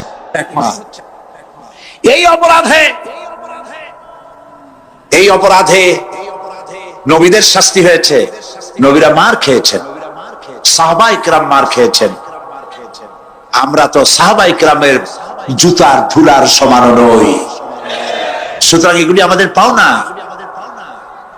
এই রক্তের বিনিময় জীবনের বিনিময় আল্লাহ পাক তার দ্বীনকে প্রতিষ্ঠা করবেন ইনশাআল্লাহ হযরত খাব্বাব বুখারী শুনুন বুখারীর হাদিস আমি কোনো কথা বানিয়ে বলি না আমি লেখাপড়া করি পড়াশোনা করি চোখে দেখি তারপরে কথা বলার চেষ্টা করি বাজে গপ্প কিস্সা কাহিনী বলার অভ্যাস আমার কোনো কালে ছিল না নাই রাসূল করিম সাল্লাল্লাহু আলাইহি ওয়াসাল্লামের মতো মানুষ ওনার মতো মানুষ আহারে তার চাইতে শ্রেষ্ঠ মানুষ কি পৃথিবীতে আছে তিনি মার খাইছেন না খান নাই আহা কিভাবে তাকে মারলো গলায় চাদর দিয়ে পেঁচাইয়া আছাড় মেরে ফেলে দিয়ে তারপরে তাকে প্রহার করা হয়েছে আবু জাহেল মেরেছে বেহুশ হয়ে গেছেন হুজুর হযরত হামজা তখনও কাফের ছিলেন শিকার থেকে ফিরে এসে মুহাম্মদ সাল্লাল্লাহু আলাইহি ওয়াসাল্লামের অবস্থা দেখে পায়ের রক্ত মাথায় উঠে গেছে আপন ভাইয়ের ছেলে আর এমন ছেলে চলে গেলেন আবু জাহেলের বাড়ি বললেন আবু জাহেল তুই নাকি মুহাম্মদ সাল্লাল্লাহু আলাইহি ওয়াসাল্লাম মারছিস কেন মারলি? তিনি তো ভালো কথাই বলেন, সব সময় বলেন সত্য কথা বলো, মানুষের উপকার করো, এতিমকে আশ্রয় দাও। এত সুন্দর সুন্দর ভালো ভালো কথা বলেন, তার মতো ভালো মানুষ তো দুনিয়ায় দেখি নেই। মারলি কেন? তুই কি মনে করছিস যে আব্দুল্লাহ মারা গেছে বলে এতিম হয়ে গেছে মুহাম্মদ সাল্লাল্লাহু আলাইহি ওয়াসাল্লাম? তোর মনে রাখা উচিত আব্দুল্লাহ মারা গেছে, হামজা মরে নাই। হযরত হামজা ধনুক বাইর করলেন, এক বাড়ি মারলেন মাথার উপরে, মাথা ফাটা রক্ত বেরিয়ে গেল। হামজা হন হন করে হেঁটে এলেন রাসূলের কাছে। হুজুরের অসুস্থ দেহ মোবারক কোলে উঠায় নিয়ে বললেন, বাবা। তার মস্তক মোবারক কোলে উঠায় নিয়ে বললেন, আমি আবু জাহেলের মাথা ফাটিয়ে রক্ত বের করে দিয়ে এসেছি, তুমি একটু খুশি হও। হুজুর বললেন, চাচা, কার মাথা ফাটাইছেন, কার রক্ত বের করেছেন, এই কথা বলে তো আমাকে আপনি খুশি করতে পারবেন না। তিনি বললেন, বাবা তুমি কি হলে খুশি হও? তিনি বললেন, আমি খুশি হই চাচা, তোমার মুখে যদি একটা বার আমি ঈমানের কলেমা শুনতে পাই।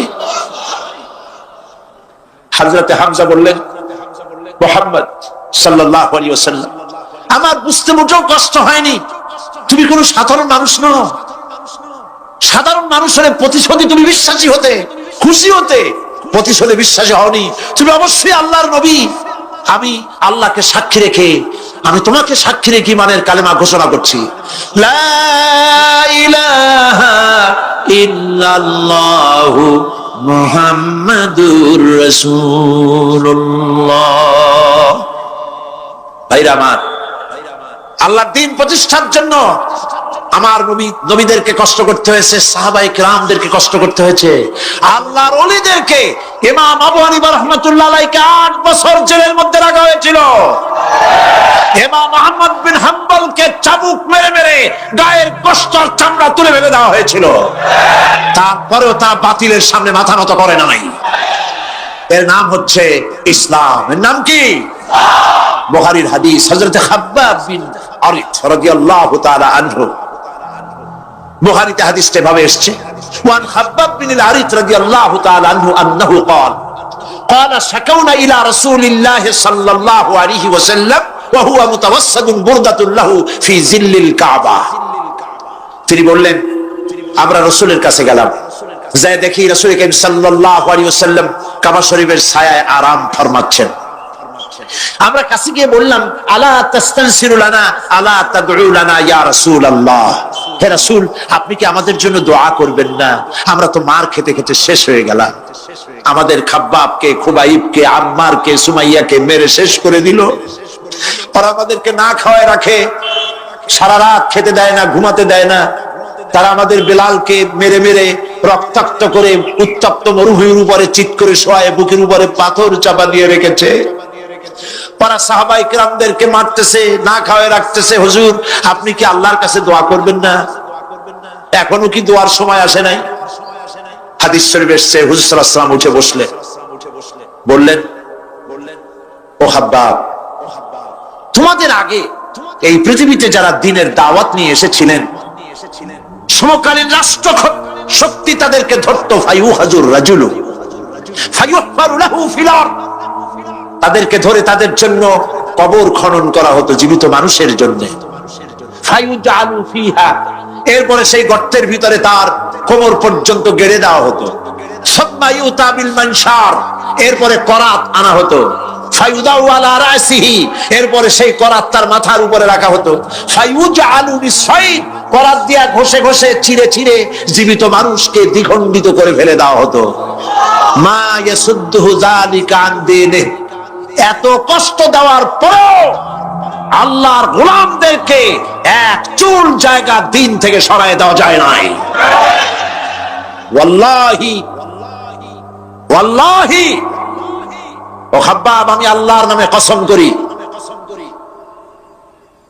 লাইতামান্নাল্লাহু হাযাল আমরা হাত্তা ইয়াসিরু রাকিবু মিন সানআ ইলা হাদরামাউত, আমি আমার আল্লাহর নামে কসম করি। কে কসম করছেন?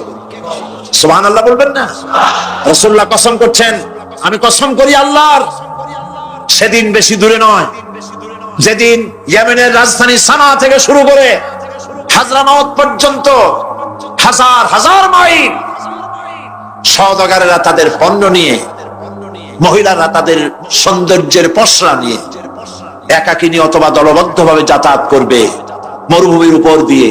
লা ইয়াখাফু ইল্লাল্লাহ, আল্লাহ ছাড়া তাদের অন্তঃকরণে কোনো ভয় থাকবে না।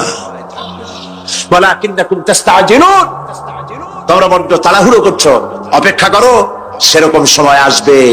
রাসূল করিম সাল্লাল্লাহু আলাইহি সাল্লাম সেরকমের সময় দিতে পেরেছিলেন নাকি পারেন নাই? পেরেছিলেন কিনা?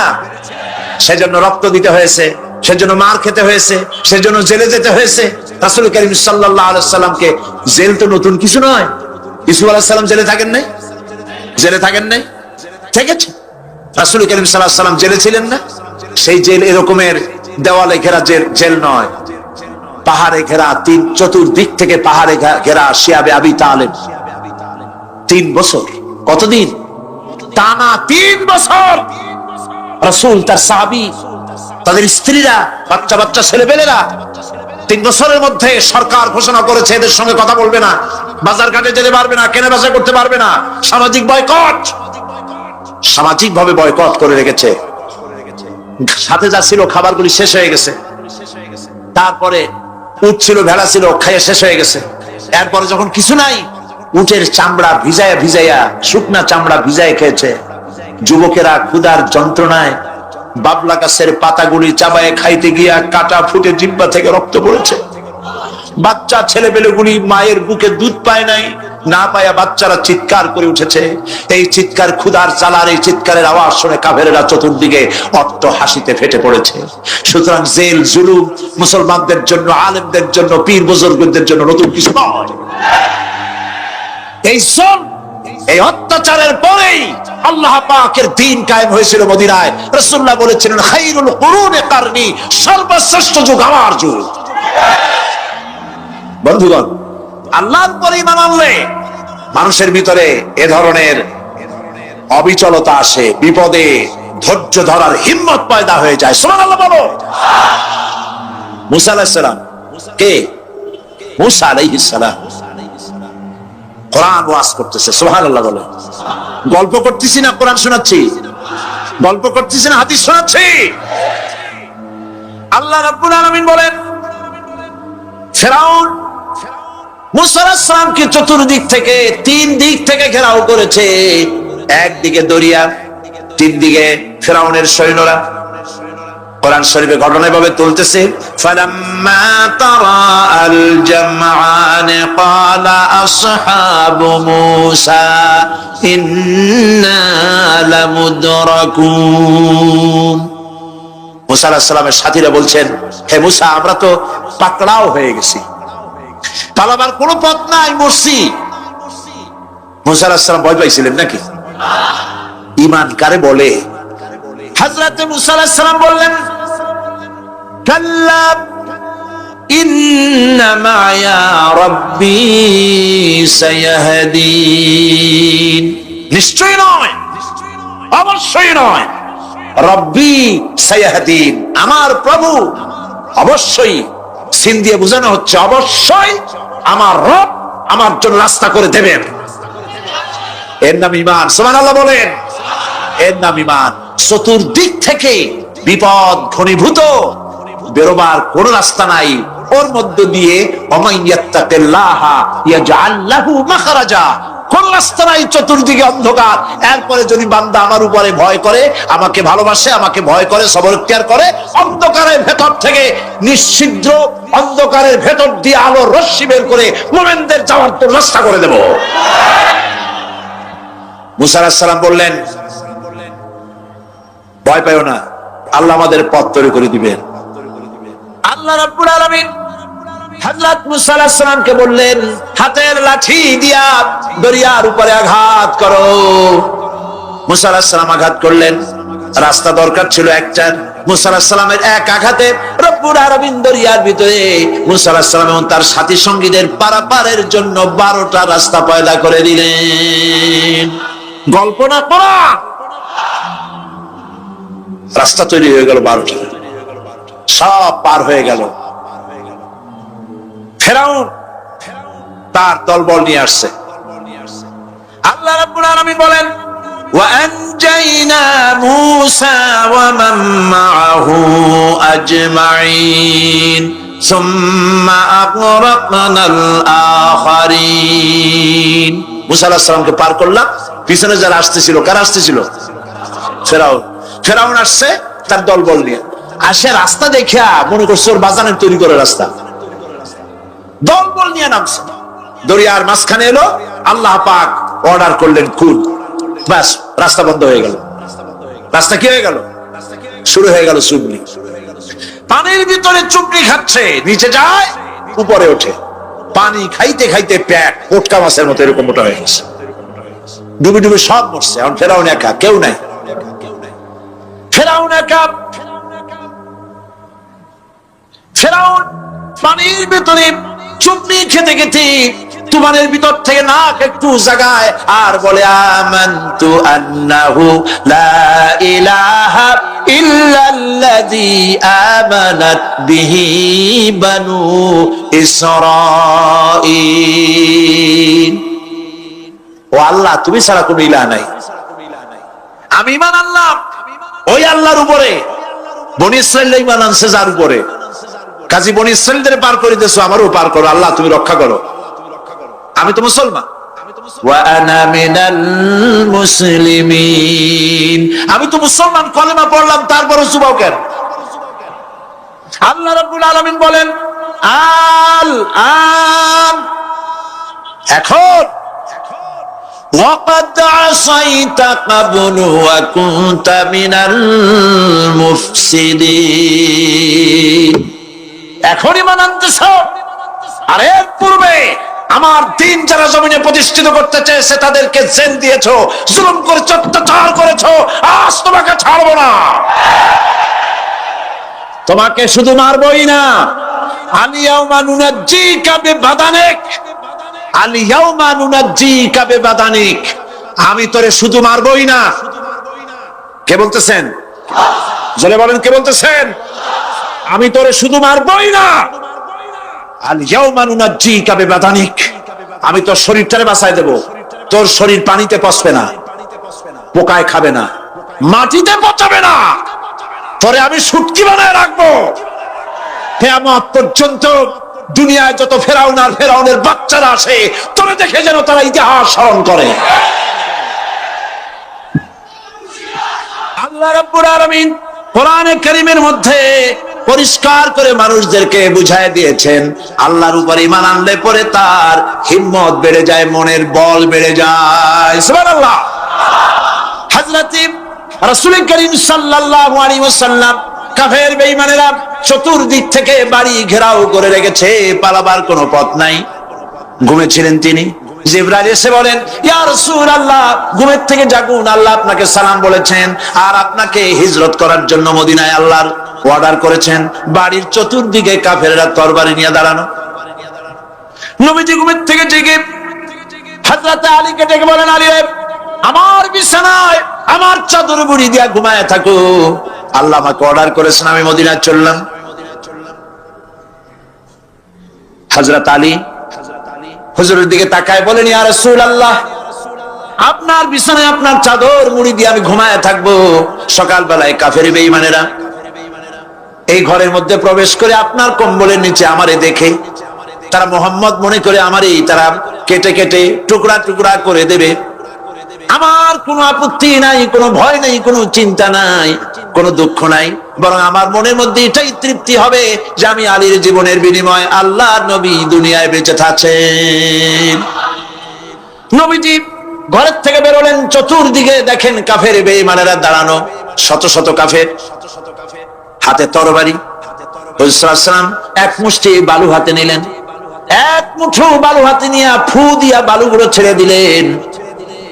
ঘরের চতুর্দিকে যত কাফের ছিল সবগুলির চোখের মধ্যে বালি ঢুকে গেছে। চোখের মধ্যে যদি বালি ঢোকে তাহলে কি মজা লাগে না?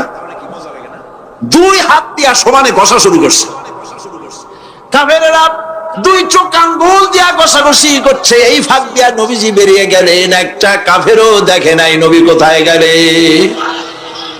আল্লাহ পাক পরবর্তী সময় নবীজিকে শোনায় দিলেন, ওয়া মা রামাইতা ইয রামাইতা ওয়ালাকিন্নাল্লাহা রামা। নবী আপনি নিক্ষেপ করেন নাই, যখন আপনি নিক্ষেপ করছিলেন আপনি তো শুধু ধুলাগুলো ধরে এমনি ছাড়ছেন। ঘরের চতুর্দিকে সমস্ত কাফেরদের চোখে বালি পৌঁছে দেওয়ার দায়িত্ব আমার কুদরত গ্রহণ করেছিল। নবীজি হযরত আবু বকরের বাড়িতে এলেন, দরজায় দাঁড়িয়ে নক করেছেন। ভেতর থেকে আওয়াজ এলো, হুজুর বললেন ইয়া আবু বকর। হযরত আবু বকর পিছন থেকে দরজার মধ্য থেকে ঘরের মধ্য থেকে জবাব দিলেন লাব্বাইকা ওয়া সাদাইকা ইয়া রাসূলুল্লাহ। হুজুর প্রশ্ন করলেন আবু বকর, গভীর রাত্রে জিবরাইল আমারে ঘুম থেকে জাগাইলো, তোমারে জাগাইলো কে? একটাকে উঠলা কেমনে? হযরত আবু বকর বলেন ইয়া রাসূলুল্লাহ, আপনি আমারে নিয়ে হিজরত করবেন বলেছিলেন, আমি চিন্তা করেছি না জানি কত রাত্রে নবীজি আসেন, আর আমার দরজায় দাঁড়ায়া নবীজি আমারে ডাকবেন, আমি থাকবো শুয়া, বেয়াদবি হয়ে যাবে। এই জন্য বিছানায় না ঘুমায়া আপনার পবিত্র জবানের ডাক শোনার জন্য এত রাত ধরে এই দরজার সঙ্গে দাঁড়ায়া দাঁড়ায়া ঘুমাইতেছিলাম। নবীজি হযরত আবু বকর রাদিয়াল্লাহু তাআলা আনহুকে সঙ্গে করে নিয়া মদিনার পথ পরিহার করে মেসফালার মধ্য দিয়ে যারা হজে গেছেন দেখে আসছেন, মেসফালা জাবালে কেদোয়া, মেসফালার উপর দিয়া জাবালে কেদোয়ার উপর দিয়া আরো একটা পাহাড় পাড়ি দিয়া জাবালে সুরে চলে গেলেন। সন্ধ্যা হয়ে গেল, ফজর হয়ে কি বলেন ফজরের রক্ত হয়ে গেল। হযরত আবু বকর বলেন ইয়া রাসূলুল্লাহ, পালাবার উপায় নাই, ধরা পড়ে যাব, তাড়াতাড়ি চলেন গুহার মধ্যে ঢুকি।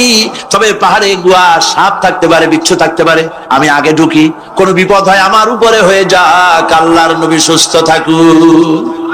হযরত আবু বকর কি মহব্বত, নিজের জীবনের চাইতে রাসূলের মহব্বত বেশি, সুবহানাল্লাহ। এই জন্য নবীজি বলেছেন,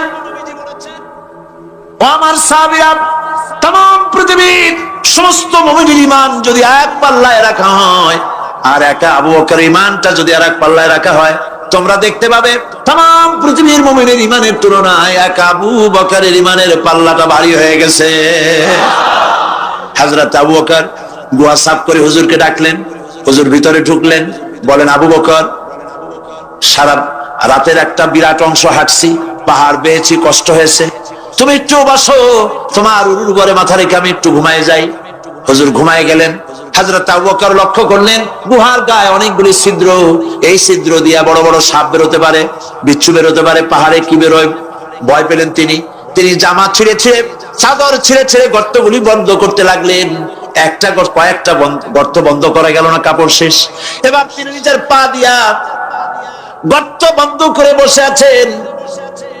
বিষধর এক সাপ বহু চেষ্টা করেছে বেরোবার, কোন পথ না পেয়ে ছিদ্র পথে বেরিয়ে এসে হযরত আবু বকরের পায়ের উপরে দংশন করেছে। হযরত আবু বকর বিষের যন্ত্রণায় চোখ দিয়ে পানি পড়ছে, চোখের পানি দেখে রাসূলুল্লাহ ঘুম ভেঙে গেল। ঘুম ভেঙে হুজুর দেখেন হযরত আবু বকরের চোখে পানি। হযরত রাসূল জিজ্ঞেস করেন, আবু বকর কাঁদো কেন? বাড়ির কথা মনে পড়লো নাকি? বউ বাচ্চার কথা মনে পড়লো নাকি? কাঁদো কেন? হযরত আবু বকর বলেন, ইয়া রাসূলুল্লাহ, যেই দিন কালেমা পড়ে ঈমান এনেছি সেদিন থেকে আমার জীবন, আমার স্ত্রী পুত্র পরিজনের চাইতে, আমার জীবনের চাইতে আপনাকে বেশি ভালোবাসি। হুজুর বলেন, কাঁদো কেন? হযরত আবু বকর সাপের দংশনের কথা বললেন, যন্ত্রণায় কাঁদতেছি। হুজুর মুখ থেকে একটুখানি থুতু মোবারক বার করে দংশিত জায়গায় লাগাই দিলেন, যন্ত্রণা বন্ধ হয়ে গেল। হযরত রাসূল বলেন, আবু বকর, যখনই দংশন করেছিল আমার উঠাও নাই কেন? তোমারটা তো কষ্ট করা লাগতো না? হযরত আবু বকর বলেন, ইয়া রাসূলুল্লাহ, সাপের বিষের দংশনের যন্ত্রণায় কষ্ট করেছি, আমার কলিজাটা যদি জ্বলে পুড়ে জর্জরিত হয়ে যেত, রাসূলুল্লাহ আরাম ফরমাচ্ছিলেন, আমি সেই আরামে বিঘ্ন ঘটাতে পারতাম না। ইত্তাবসারে কাফির বেঈমানেরা খুঁজতে খুঁজতে, বুখারী শরীফের হাদিসে এসেছে, ওই গুহার কাছে এসে গেছে। এখন কেউ বলে একজন বলে এরই মধ্যে আছে, আর একজন বলে নাই। একজন বলে যদি থাকতো তাহলে উপরে মাকড়াসার জাল কেমনে, কবুতরের ডিম পাড়িয়া সেখানে বসে আছে কেমনে? একজন বলে আছে, আরেকজন বলে নাই। হযরত আবু বকর বলেন, হুজুর ভয় পেয়ে গেছি, আমরা তো ধরা পড়ে যাব। হযরত আবু বকর রীতিমতো ভয়তে কেঁদে ফেলে দিলেন। আল্লাহর নবী হযরত আবু বকরকে এই বিরাট বিপদের মধ্যে, এমন গুহা, বসলে পরে মাথা দেখা যায়, শুয়ে হাঁটু উঁচু করলে হাঁটু দেখা যায়, স্বল্প পরিসর, অগভীর ছোট্ট গুহা, আমরা ধরা পড়ে গেছি, উপায় নাই। আল্লাহর নবী হযরত আবু বকরকে কি বলে সান্ত্বনা দিয়েছিলেন, কোরআন শরীফে আল্লাহ পাক তা উঠায় দিয়েছেন। ইযহুমা ফিল গার ইয ইয়াকুলু লিসাহিবিহি লা তাহজান ইন্নাল্লাহা মা'ানা। ও আমার সাথী, ভয় পেও না, আমরা মাইনরিটি নই, আমরাই মেজরিটি, কারণ আল্লাহ রাব্বুল আলামিন আমাদের সাথে আছেন।